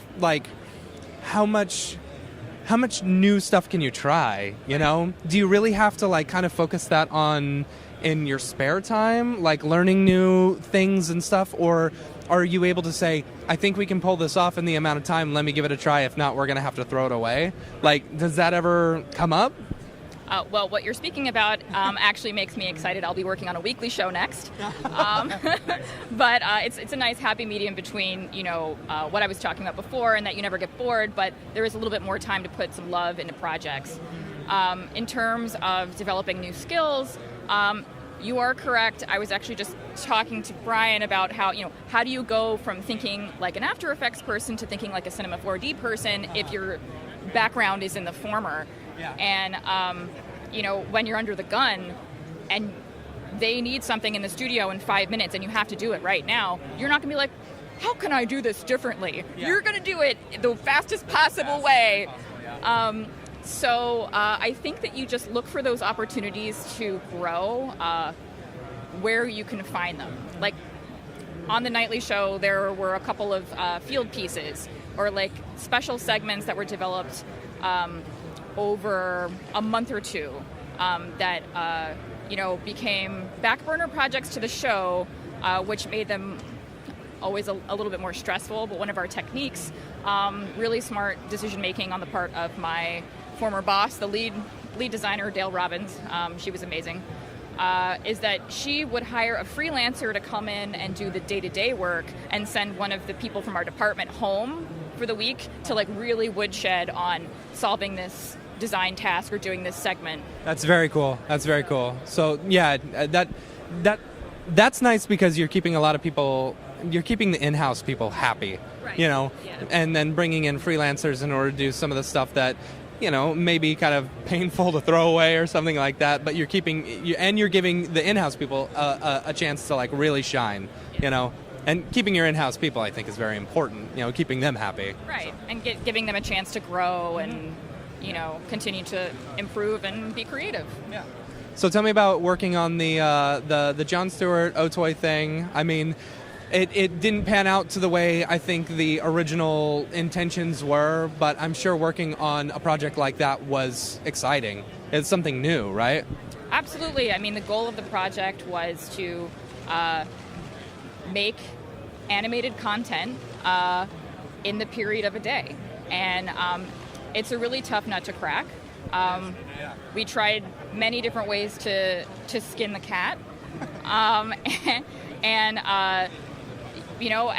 someone who got their start in character animation, it was like a really exciting opportunity for me to do this task that felt almost impossible.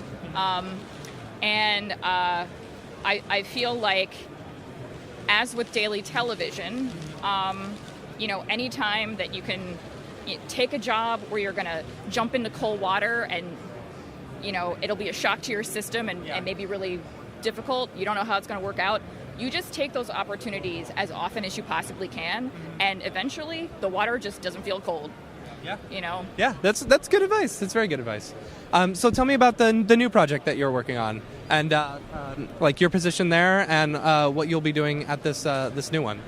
So the new position is I will be the lead of this graphics department at The Rundown with Robin Thede. Robin Thede was the former head writer of The Nightly Show with Larry Wilmore. And she's getting her own show on BET, which is very exciting. What I'll be doing is staffing the department, coming up with a show package, basically creating the infrastructure for which, one of these shows will be run. And, as I mentioned, it is an advantage to work on a weekly show rather than a daily show, in that you have a little bit more time to think and put some love into your projects. It's also a really exciting opportunity for me personally because I've worked for the past 5 years in these daily TV environments and, come up with all these opinions on how I think they would run the best. And now I get to employ these things, see if I actually know what I'm talking about there. Hopefully make for a great work environment as well as, some great looking graphics. Because that's, one of the real takeaways on the last couple of experiences I had is the environment. If you're working in-house somewhere, I know a lot of you guys are freelance, a lot of your listeners are freelance, but if you're working in-house in a high-pressure environment, having a good social vibe is like key to keeping the harmony and just keeping the creative juices flowing and functioning well under these high pressure situations. If your team isn't communicating well, they don't really like being around each other, you're going to have a much harder job. Yeah. So I'm looking forward to creating a fun office and on to the next adventure. Yeah. I'm sure that's going to be just so much fun creating weekly shows instead of daily shows. Absolutely. Like I'm really interested to see what you guys come up with. So, where can people get a hold of you if they have any questions or want to compliment you on your work? You can find me on my website. That's sarahwickliffe.com. Can you spell that for me? Yes, sarahwickliffe.com. Also, wickpix.com. That's my alternate. That's probably easier. wickpix.com. I'm on Instagram as Lady Wicks, and I don't really do Twitter, but you can find me at wickpix or at wickpix on Twitter. Shit. You're fine. Awesome. Thank you so much for doing this interview. All right. Thank you. All right. Stick around for more interviews as we are at Siggraph 2017. iDesign and Brograph. Thank you. What's up, bros? This is Dave for Brograph and iDesign, again coming at you from the floor at Siggraph, and we're talking to Steve Teeps, and he's independent VR guy, and he just spoke yesterday morning, correct? That would have been Tuesday. And what was your presentation about? I did one at 11:30 in the morning on integrating VR tools with Cinema 4D and kind of bringing those in and animating them. And I also did a lot of character animation, kind of motion capture tricks using the motion system in Cinema, which was really fun. But I use a lot of VR tools in my workflow to create assets. So that was talking about how you can take those and bring them into Cinema and kind of do creative things with them. So yeah. Do you use Cinema 4D natively or use FBX? I bring in FBXs or something like that, but are you talking about the actual version of it? Yeah. Yeah, when you bring it into Unity, what's your workflow on that? So I don't use Unity too much. I'm actually working with people that are using Unity, but I'll bring in stuff from like Tilt Brush or Oculus Medium or any of these kind of VR creative tools, and I'll export those as FBX files, and you can bring them into Cinema and manipulate them and make characters out of them. But they all have a very unique look and feel, and they're just for faster asset creation, I guess. I guess that was really my question. Is like their workflow as far as everybody's using FBX for the most part. Mm-hmm. Yeah, so I would say FBX is pretty common. Some of them export OBJs, but most of them are doing FBX because you can embed more data that way. And I feel like stuff like Oculus Medium exports like really basic UVs and normals now, and it also includes like a decimator built in, and it usually you can even choose OBJ or FBX. But I would say that commonly you'll see an FBX on stuff because they can embed textures and all that kind of stuff. So what's your favorite VR game right now? Actual game would be my friend Eddie's game, which is called Cosmic Trip. It's like a kind of an RTS tower defense game. But as far as art apps is what I mostly use. I have hundreds of hours in creative apps. It would be between Tilt Brush and Oculus Medium. Right now I use those both. I have hundreds of hours in both those apps. So, man, let me tell you about some Medium. I've gotten comfortable in the armchair and just sat down for hours and played with Medium. It's crazy. It's very relaxing. I find digital sculpting in general really relaxing, and so being able to like lean back in a chair and have these controllers in front of you is actually really therapeutic, and I think in a lot of ways, and you can lose yourself in there for a while, and that's what I use for most of my like actual raw 3D creation. Tilt Brush makes some more like painterly kind of stroke-based things, and you can make really cool environments with them. But for actual 3D characters and stuff like that, Medium is just really powerful and really fast. So did you see Winston? Yeah, so that I saw most of his presentation. I'm just inspired by anyone that is under the age of 20, basically, that is making amazing content. I mean, he's made 2 VR games. When he was like, the first one was when he was 13. It's just, I'm blown away by his ambition, and that kid's going to do very well for himself. Like, he is already talking to people about funding more games, and I saw his demo, and the fact that he could come up here and talk to people, I'm scared a lot, and I'm almost 30, and it's like he's killing it. Like, that's really exciting for people like that. By the time he's our age, it's going to be a breeze. I'm scared of what he's going to do when he's our age, so it's going to be exciting. So yeah, it's very cool to see him want to do this early on. It takes a lot. Yeah. So as far as engines and building your own games. We were talking the other day about the difference between Unity and Unreal and why you would choose one specifically. What are your thoughts on that? I'm kind of split on this topic, actually, because I have a lot of friends that develop with Unity, and I have a lot of love for the fact that they have this community of assets that are available for purchase or free. There's a lot of documentation for beginners and things like that with Unity, but I'm also a very big gamer, and I've always loved like the AAA look, and I eventually want to work in that industry a little bit more. So like having stuff like Unreal being what's actually driving real AAA games you're seeing out there right now is very exciting to me, and it's kind of got its own look to it. I also love that out of the box, Unreal kind of can look really amazing without having to add anything to it, but it's not to say that you can't do it in Unity. It's just, it's a little bit different process. But I'm very split on it right now. I had a really good conversation with you about it, kind of picking your brain about, you talked about just dragging something in a timeline and all of a sudden you have dust under someone's footsteps. Like that in Unreal sounds really exciting to me, and I don't know how I would do that in Unity, but I think I'm drawn right now and I'm trying to decide because I want to kind of dabble in one of them.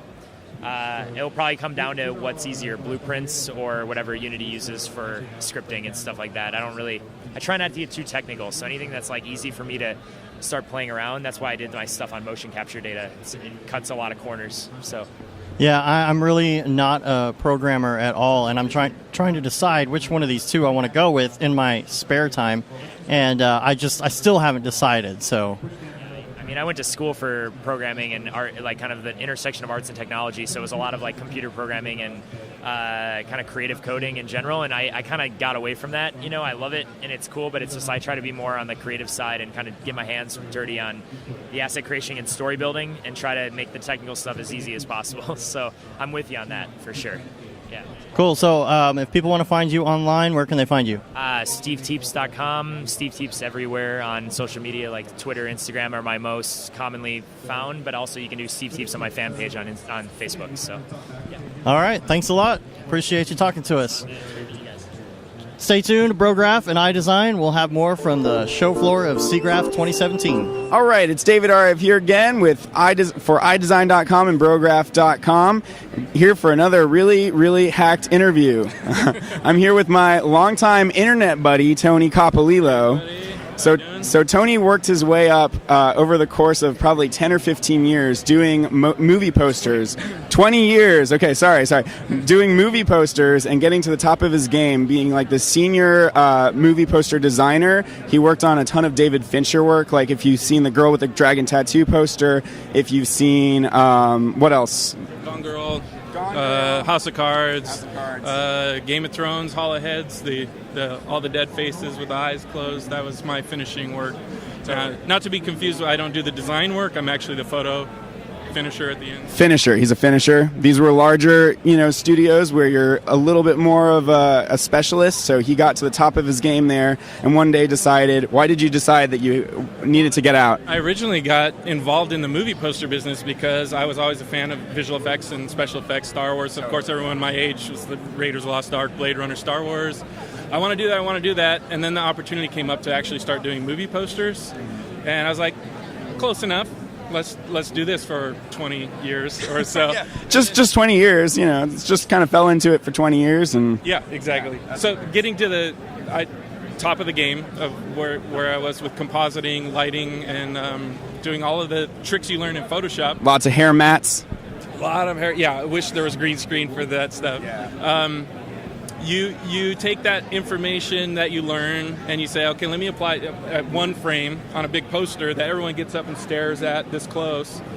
Now let me do it at 24 frames a second. Yeah. And I can put it up on a big screen. Nobody's like looking at every single frame. You could motion blur. Get away with way more. Yeah, throw some grain on it and you can cheat. And it was like, okay, I'm ready to cheat. So I got into visual effects. I got into 3D. I started using Cinema 4D, learning a lot from Grayscale Gorilla, Andrew Kramer. As did we all. Yep, all of us do that stuff. Opportunity came up to, I started a YouTube channel. COPO. COPO.com, SIOPO.com. I was doing tutorials like everybody else. Totally. Everybody loved them. I caught the attention of FX PhD, FX Guide. They hired me. You took my class. I took his class. It was crazy. It was all these like procedural materials inside physical render. So he was like, if you ever want to know how to layer materials, and this could actually be really useful, I thought, for Octane materials. Lately, I've been trying to create noises for planets and bake down a bunch of different procedural noises to try to create something like with larger emergent properties with more visual interest. So he showed how to layer all these crazy noises, like the default C4D noises. But for Octane, you could bake that out to an 8K map, then bring it out and use it for displacement in your diffuse maps. So definitely check out that course. It's like, what's it called? Creating procedural materials. C4D C18 or something like that. I forget the 218, something like that. Yeah. Yeah, but what's the procedural texture map in Cinema 4D? Yeah, exactly. So it's basically not using any scan textures or photography. It was like, here are the tools. Okay, not all of us have huge bank accounts. Not all of us can afford Octane. Not all of us can afford plugins.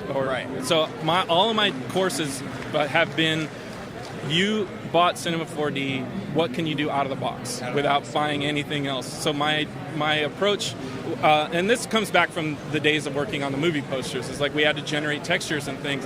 So it's like, what can I do procedurally without scanning anything that's resolution independent?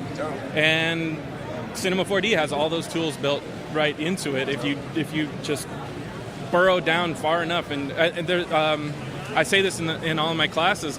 There's the material browser, has all the preset materials for us to poke through and go down and see how these guys built these. And I was fascinated with it. And I said, I want to do that. I want to learn how to make photoreal-ish. I mean, now... It's been years. So he builds like this orange like out of procedural materials, and it's amazing how photoreal it looks just from... At the time. No, but still, like... You guys are blowing me away now with Octane. But that's more the lighting quality. Like if you took those same maps, like the texturing is what made it look photoreal. But if you brought that into Octane with the lighting and kind of the way it treats light and the environment, then I think you would get to that level. Yeah. Just add some subsurface scattering and that kind of stuff. But the maps you were generating were really unique, and I've never seen anybody get that geeky and technical with all the different like blend modes and ways to create masks inside the C4D layer shaders. Using procedural textures as layer masks for other procedural textures as well. You just spiral, and it was fun. It was great. It was a little stressful having to come up with 10 courses to do over 10 weeks because I was throwing out a tutorial once every 6 months. I think I only have 9 on my whole channel. It's like, but I had to come up with 10 back to back for the course, so it was a little stressful. Yeah, but that's awesome, man. And so from there, you've moved on to.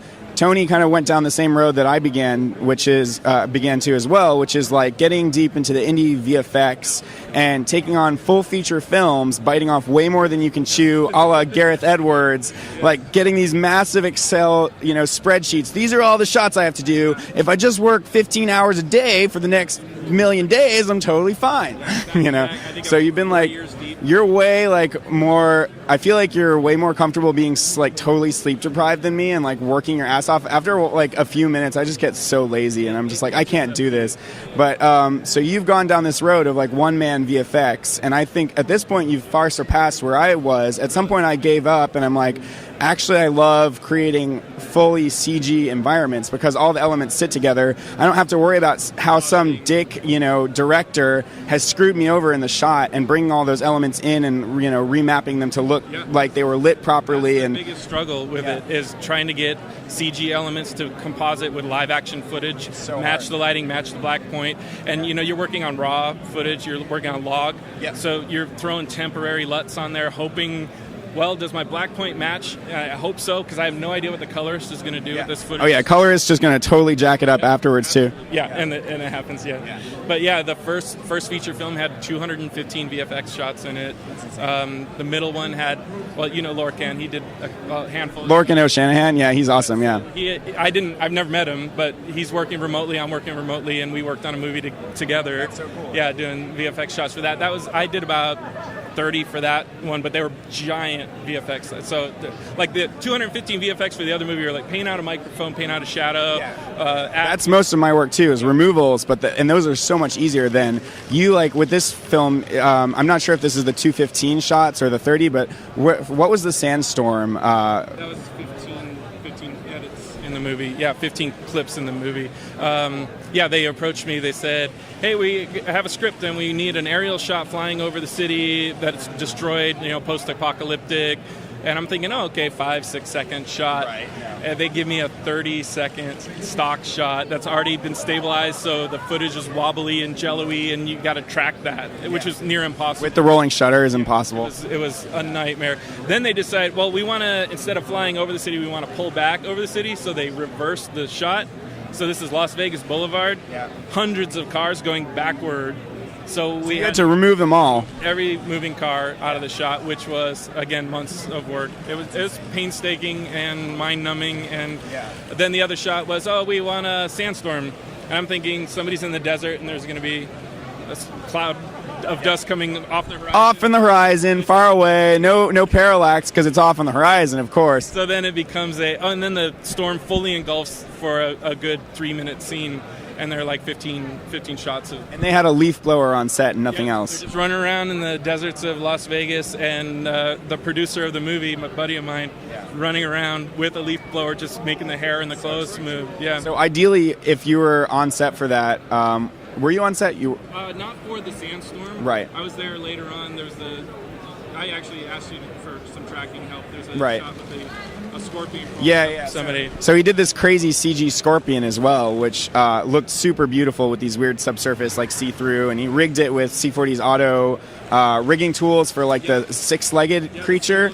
Yeah, C-motion insect.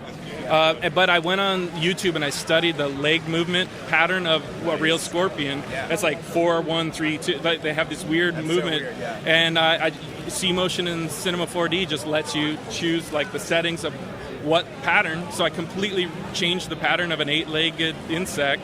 And I rigged it with a tail. It was fantastic. I couldn't have done it without it. Just put it on a motion path that went up I did a pseudo geometry of her body and her face. You did the face for me, I think, tracking the face. Yeah. And I just put a spline and projected, and C-motion did all the work. Sweet. Yeah, I get Turbo Squid model, but I completely repainted it. It was like a black scorpion for like $89 or something. Yeah. And I just went and painted a whole... In Photoshop? In Photoshop, just made it subsurface scattering, and then just made it iridescent. You've seen a scorpion, like a bark scorpion. Yeah. So I just relit the whole textures for it. But that's sick, dude. Yeah. And then the sandstorm. I was going to ask, like, in a perfect world, what elements would you've had them get on set? As a VFX supervisor, which you often are, what would you have had them do differently?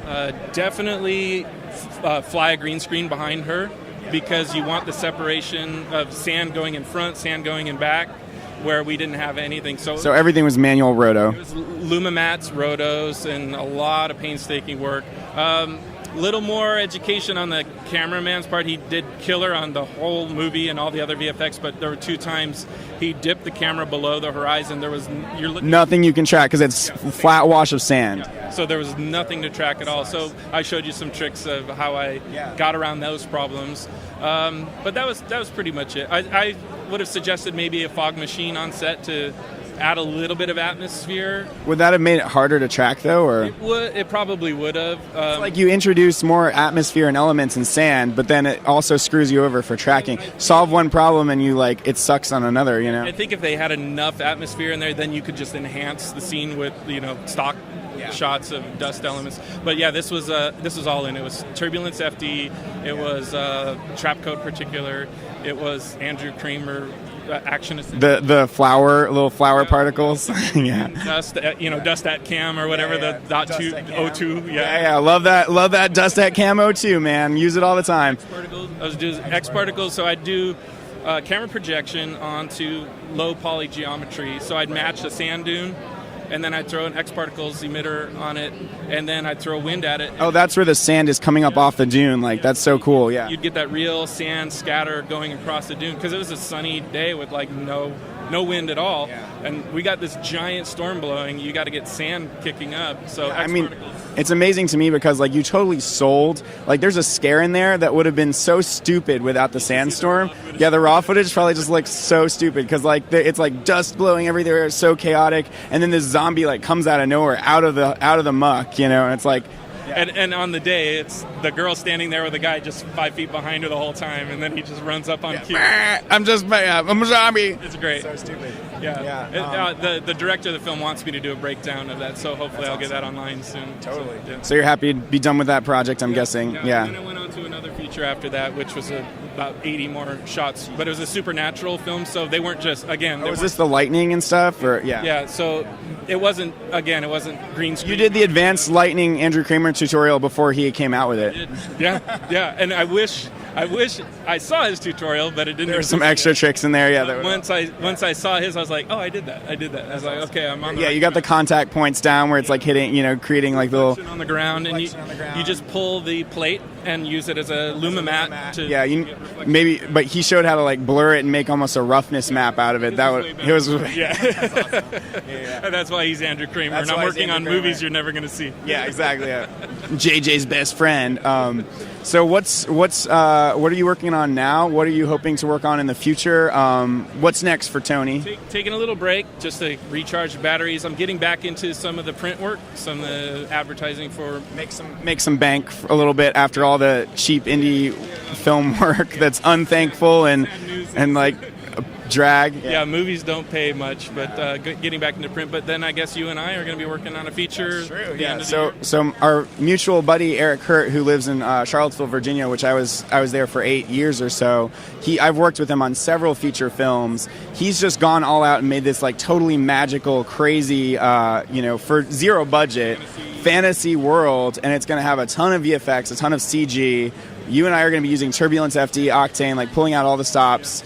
Basically, in our free time over the course of maybe a year or even more, depending on how it works, because this is a passion project. We're not getting paid at all, so it's got to squeeze in the cracks, but we're going to make it sick, dude. I'm excited to work with you. After that, I'm going to learn to say no. After this one, I'm going to learn to say no. And no, unless there's a budget, no. But this one's cool. Yeah, totally. I mean, if we're going to work on something like that's passion project, like Eric, has our back. He knows that, how much we're doing for him. He's very thankful. He's not going to slave drive us, and he's, if possible, if the film does well, which it might, because it's crazy, it's very ambitious. If it does well, we'll theoretically get, a profit from its success. Hope so. Whatever. Yeah, no. Whatever. We just do it for fun. We just work for fun. We're just here, Yeah.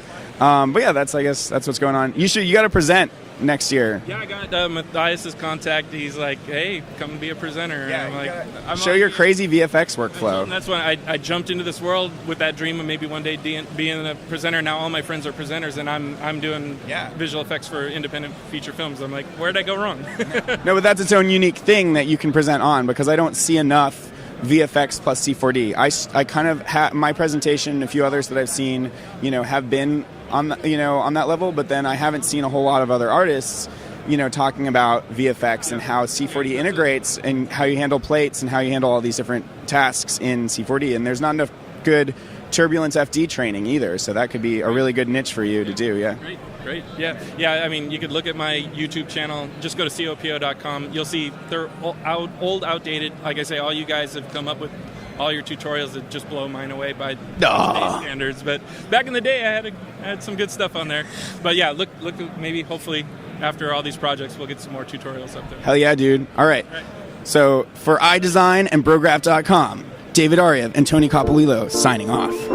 What's up, bro? We are here with Ty Christensen from Pixel Plow, one of my personal favorite render farms. And glad that it is your personal favorite. Yes. So tell me a little bit about Pixel Plow, like the general overview of Pixel Plow, and kind of what you guys are all about. Well, we're a public render farm service, and our goal is to be a render farm that's usable by anyone from a student or a hobbyist all the way up to a major studio or a government institution, and everything in between, really. And the way we do that is we try to build a platform that is as efficient as possible so that we can have the lowest pricing available in the industry.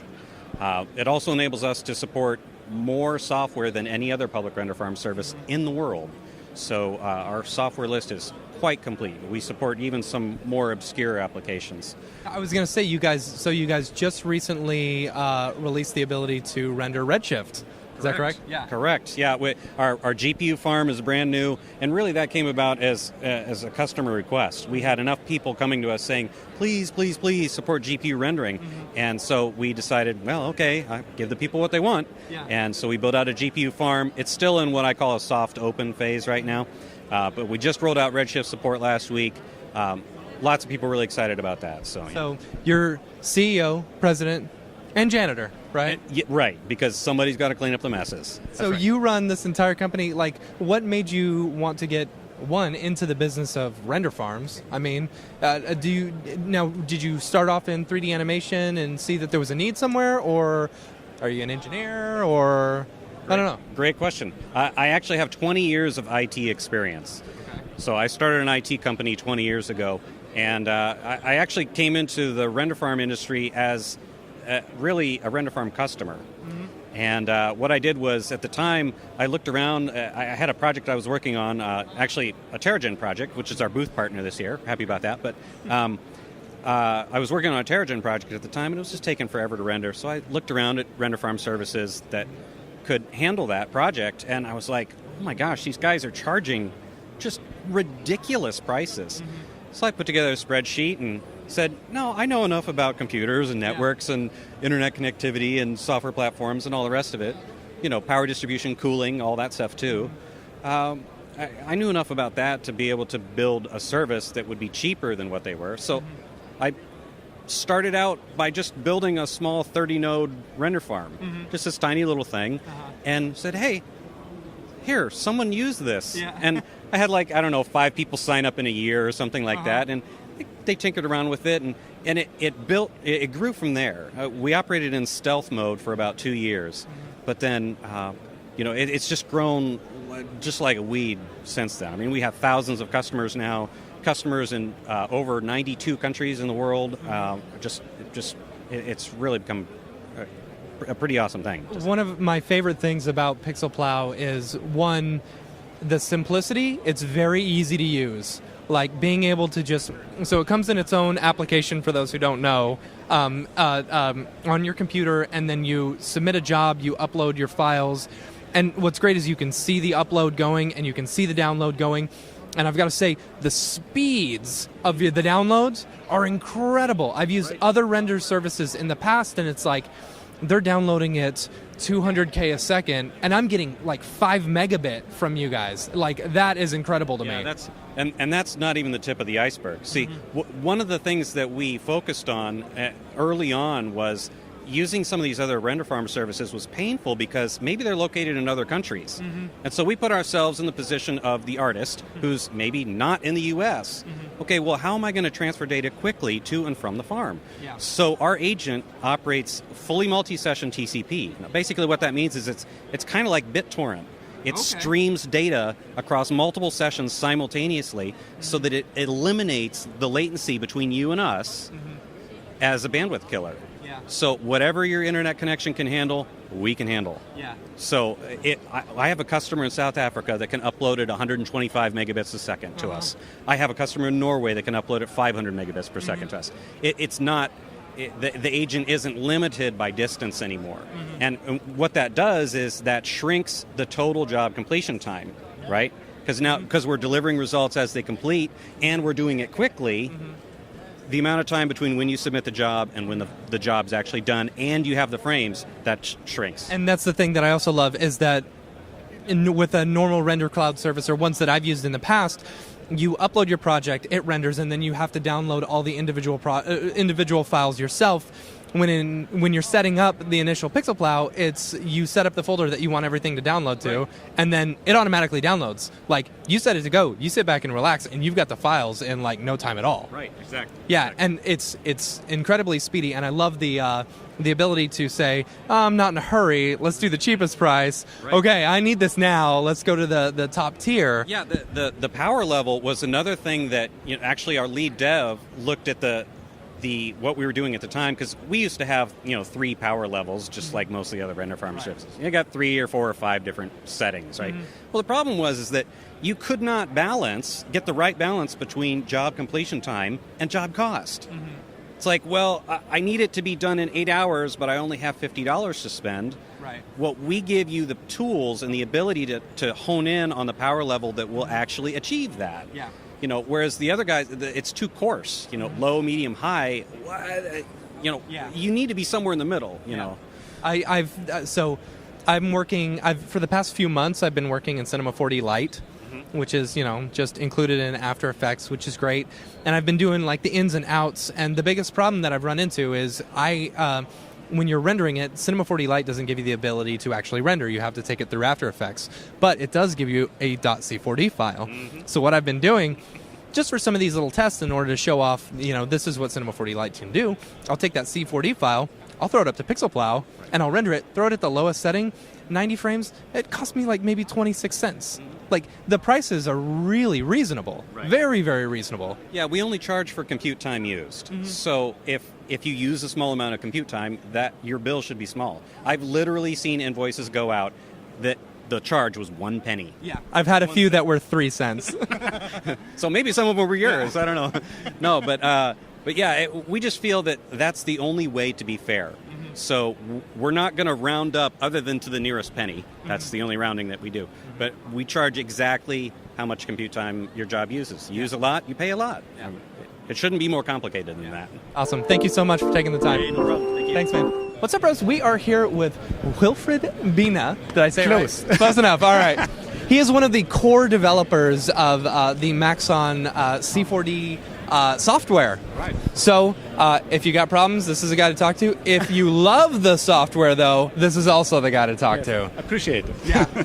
So we just had R19 released, and really exciting stuff. So first of all, I have to say thank you, because of all the work that you guys have done, have put out an incredible product, and it's something that we absolutely love. So I think R19 with this new release is it's a very excellent release, especially with a whole lot of new features. Yes. Is there any one in particular that you're really excited about? There are a lot of, let's say, the amount of features that could be utilized in different areas of the spectrum where we have customers. That's basically my favorite pet. It's not just one piece where you can say it's only useful for, let's say, architects, for example, but it's useful for architects, for motion graphers, for even for people that just do fast visualization or preview stuff. So it's all around the whole cluster of things where you can use cinema. So you've been doing this for how long with Maxon? I think now it's 17th or 18th year. Wow. So you've seen it evolve quite a bit. Oh yes. And what do you think, maybe in the history of the whole Cinema 4D Maxon architecture, what do you think was the biggest advancement that really shot things just to a whole new level? I think it's no question MoGraph basically made. I was hoping you would say that. You have to admit. I mean, there has been always a use in movies and a lot of, even in the early times, visualization. But the MoGraph community, with its creative spirit, has done so tremendous work and featured cinema in so many interesting areas. Basically, you have done us a big favor. Yeah, I was going to say, I really hope he says MoGraph, because honestly, to me, that was the biggest feature, and that to me is the biggest selling point between all the other softwares. They're trying to catch up because of the MoGraph stuff. So, with the new one, with the newest release, we've seen the introduction of GPU rendering with the Pro Renderer, and that's very exciting. Was that a big? Was it kind of hard to kind of wrap you guys' head around, or to kind of get used to? Okay, we're having to move over to a whole kind of core, if that makes sense. What was kind of the development on that? If you can kind of. Yeah, I think there are two things to consider. First of all, it's another renderer for cinema. You have a lot of renderers already available. I think cinema is one of the applications with probably the most renderers at this point in time available. And ProRender adds just another tool to the tool set, and you will find it useful in many things where you will have fast response instead of waiting for the final output and then saying, okay, the shadow is not okay. That's the biggest strength. And in that respect, it wasn't that different. The difference here, of course, was it's not a homegrown renderer, but we had to adapt to things, and that basically put us a little bit in the perspection or in the situation other third-party developers have. Yeah. But thanks to the great collaboration with AMD, we could bring the product itself forward. I mean, if you compare it, for example, to other implementations of ProRender on other platforms, you will see that it's quite good and very native inside of Cinema. That's what I was actually the nativeness of it, I guess, being able to use a standard Cinema 4D texture versus other render engines where you have to use their specific materials, their specific lights. Being able to use it natively is, I think, a big plus with this. Yeah. So. Anyway, thank you so much for taking the time for the interview. Yeah, you're welcome. Stick around for more interviews from the Siggraph floor 2017, Brograph and iDesign. Thank you. What's up, bros? This is Dave for Brograph and iDesign coming at you again. We're at day 2 of Siggraph. Got a lot of really good interviews, and with us today is Winston Matthews, who is 13 years old and has made 2 VR games now. Is that right? Yes.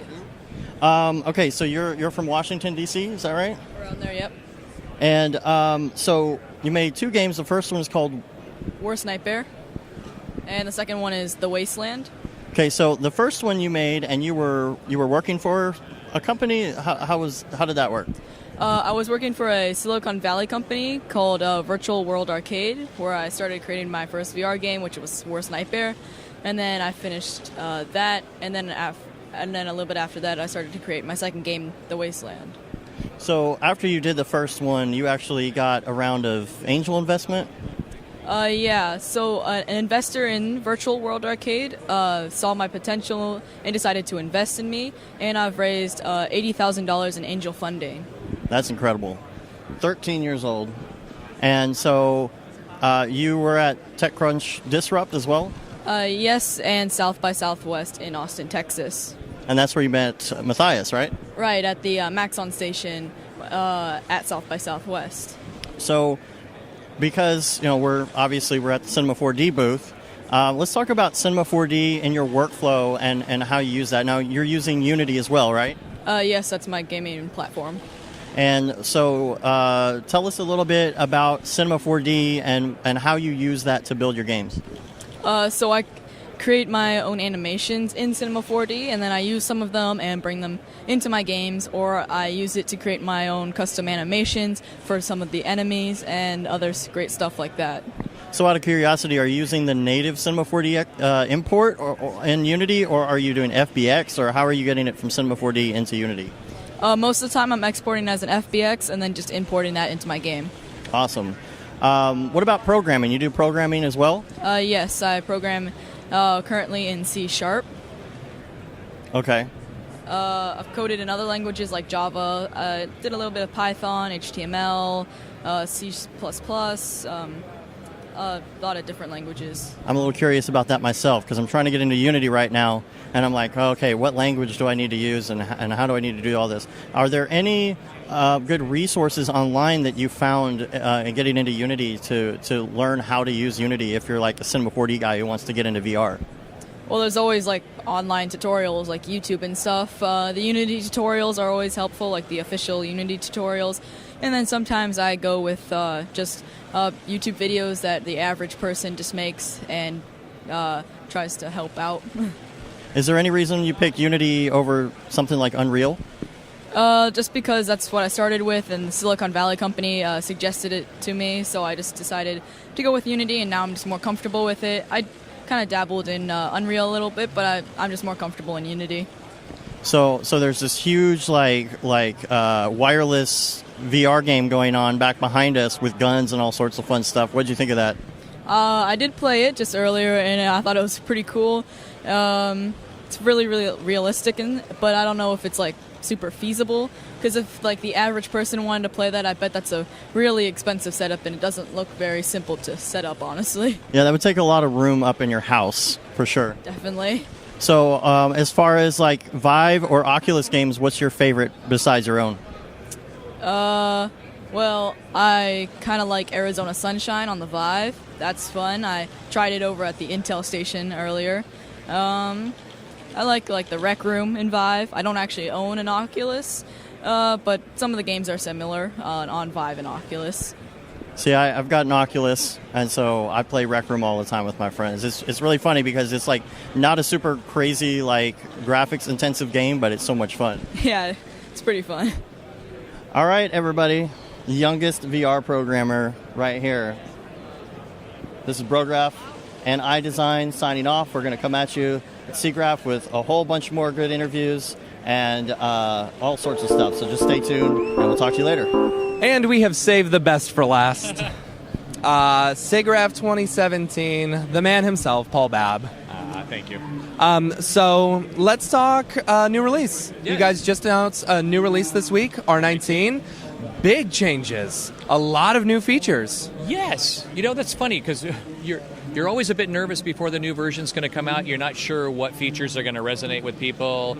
Sometimes you feel really good about it and everybody's angry, it sucks, it doesn't have what they want. And then sometimes you're kind of nervous and then you get, find out what the response is. It's been a great response, which is really nice to hear.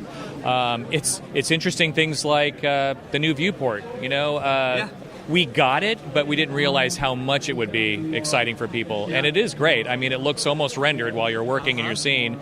And maybe it's because I've forgotten the years of putting scenes together to have to keep on doing pre-render just to see what something looked like. And now you don't have to do that, which is great. I was having pre-release or pre-announcement was having the most fun with the sound effector myself. I was really enjoying putting probes in there and trying to figure out if I could get a keyboard working and what kind of effects you could do. And so that's been kind of fun. The other one that sort of surprised me, and I didn't know, they mentioned it, but I didn't realize how well it was going to be implemented, was the scene reconstruction, where they've taken, you haven't played with that one No, yet. I haven't played with that one. Tell me about it. So they've taken all the work they did with the tracking, motion tracking and camera tracking. So now that point cloud can now be converted into geometry. So then you can then take that, turn that into polygons and reproject that video back on there. So now you've got a three-dimensional scene. And you can tweak and so drop shadow catchers on there, throw 3D into a scene really easily. And just downloaded a couple of footages of something and went, hey, this actually works, and just very quickly without having to tweak too much. But that's an awesome feature. I'm going to have to try that one out. It's really cool. Yeah. That one's really cool. I think the biggest one that I've seen a lot of people talk about, I think I saw online, was like the top Siggraph things, and like number 2 was Pro Renderer with it, built into Cinema 4D. And that's it's. I kind of went, yeah. No, it's a great feature. I mean, the part of that was that providing a cross-platform solution for people because there hasn't been something on Mac. It's something that's integrated, something that's built in. You can use standard materials and lights inside of Cinema. That was the one thing that I thought was just incredible. With other render engines, you have to use their lights, you have to use their materials and stuff. And I was saying, this is great even just for visualization, being able to see that. Yeah, I know, right? And being able to see it just like almost instantly feedback, even if you're just going to switch back over to standard or physical, right? Right. I mean, just being able to use having to do all that conversion's great things, and also it forces the developers at Maxon to do that groundwork. So there's PBR materials, PBR lights, which will translate into better conversion in other systems as well. And I kind of go, because it is the first stages. It certainly isn't completely feature complete.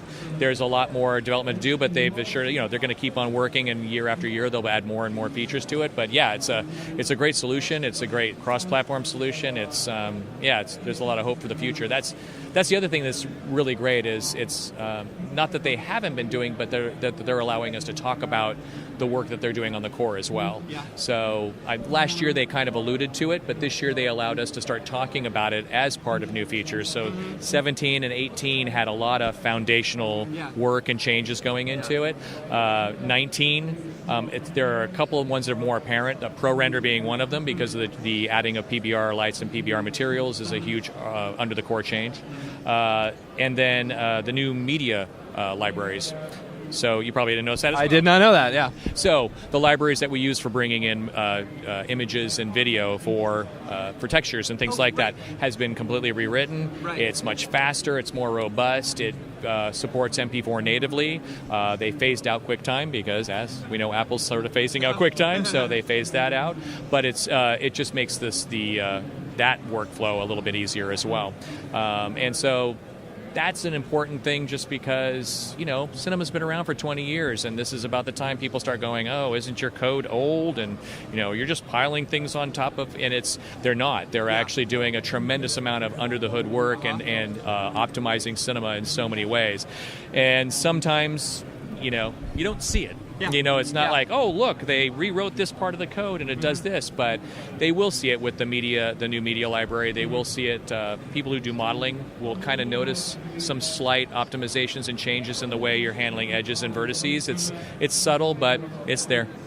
Yeah, I was playing around. I was manning the booth yesterday, and we were all trying to recreate a GIF that we had seen on Twitter, and so then we're throwing more and more stuff at it. We're like, let's see if we can break it. Let's see if we can break it. And we couldn't break it. It was very. It worked so well. And Cinema's to me is one of those programs. Normally they say when you're in the middle of a production, don't upgrade your software. But I have never actually run into a problem. Just with the little minor updates, never actually run into a problem with Cinema. Yeah, it's the one software that I'm okay with. Yeah, I don't ever say that with Cinema. Actually, a little historical thing.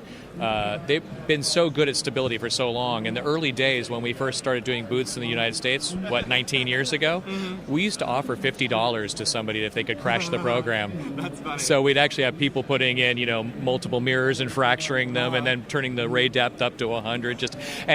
You could just sit there and wait, and you could see it was still calculating. It hadn't crashed, and there were times when you would just wait, and it would go boom, and it would finally just do it. But we stopped doing that after a while, just because it was just after a while you go, well, I think somebody probably could do it, probably could crash it. But it was a lot of fun. Yeah. But yeah, they've done a great job of being of offering. Putting out something that's stable and done by the time they get out there. Sometimes it takes a little longer than we want, but when it does come out, it does work and it is fairly stable. One last thing, let's talk community. Sure. Because you and Matthias, I believe, are really like the bringer-togethers of community within the Maxon group. I mean, I have never felt more at home and more comfortable with a group of people, and I really think that you guys do that. You guys bring this community together. I think that comes down to the foundation of what I believe when I started this company here in the States, and what I believe, because I was an artist and worked in the industry, is that our job is to facilitate artists. My first job is to hopefully engage you with some cool tools and in seeing what other people are doing with the application, then try people to try it out. And then once people have the tool, you have to make them successful with it. And when people feel successful with your tool, they're going to continue to want to use your tool. And even better, they're going to want to tell everybody else that they're so successful with this tool and talk about it. And that foundation sort of takes you to that next level of community because we love the community so much. The community starts to build itself around that. Yeah. And it's going to go in this direction, but there are a lot of other companies in the industry that their primary focus isn't their customer. Their primary focus is selling their product, being number one, and making a profit on the bottom line. And I've always believed that if you take care of your customers and make your customers happy, that just naturally happens. You don't have to focus on the company doing well. The company's going to do well if you're treating your customers well and your customers are doing well, because they're doing well. They're going to keep coming back and telling people about you. And I think that's why the community, or at least part of the reason why our community has become so great. Completely agree. Thank you so much for taking the time with us. We're wrapping up Siggraph 2017. Thank you guys for sticking around and watching all of the videos and the interviews. We have had just such a great time doing this, and thanks to all of the viewers and the listeners and everyone who's just supported this. Thank you guys so much. Signing off from Siggraph 2017, Brograph and iDesign. Thanks so much.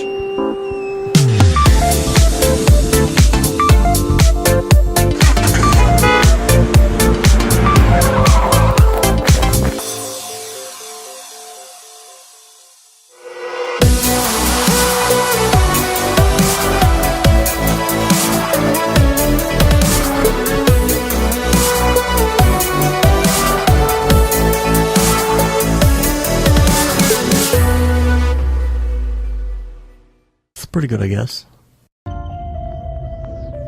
Brograph.com, an online resource for learning critical components of Cinema 4D and After Effects, specifically catered to help you prevail as a motion graphic designer. What's up, bros? Welcome to another Brograph motion graphics tutorial. We give you professional time-saving tips, shortcuts, and lessons that help give you an edge over your fellow designers.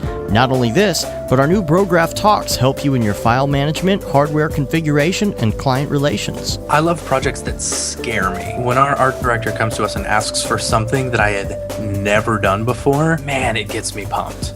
Join us for live sessions, check out our crazy Cinema 4D experiments, or just watch our Fun with Brograph series, where we show you practical applications for techniques learned in previous tutorials. Do this from the beginning, and your client is going to respect that, and they're going to respect you, and they're going to respect your time. Subscribe today and get automatic updates on the latest tutorials, tricks, tips, and inspiration brought to you by industry professionals Dave Koss and Matt Milstead, all with a slight dash of dry humor peppered in.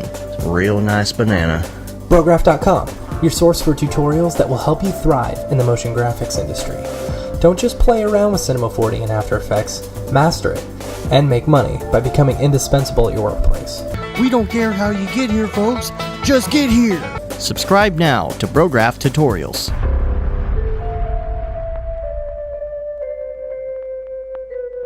It's pretty good, I guess.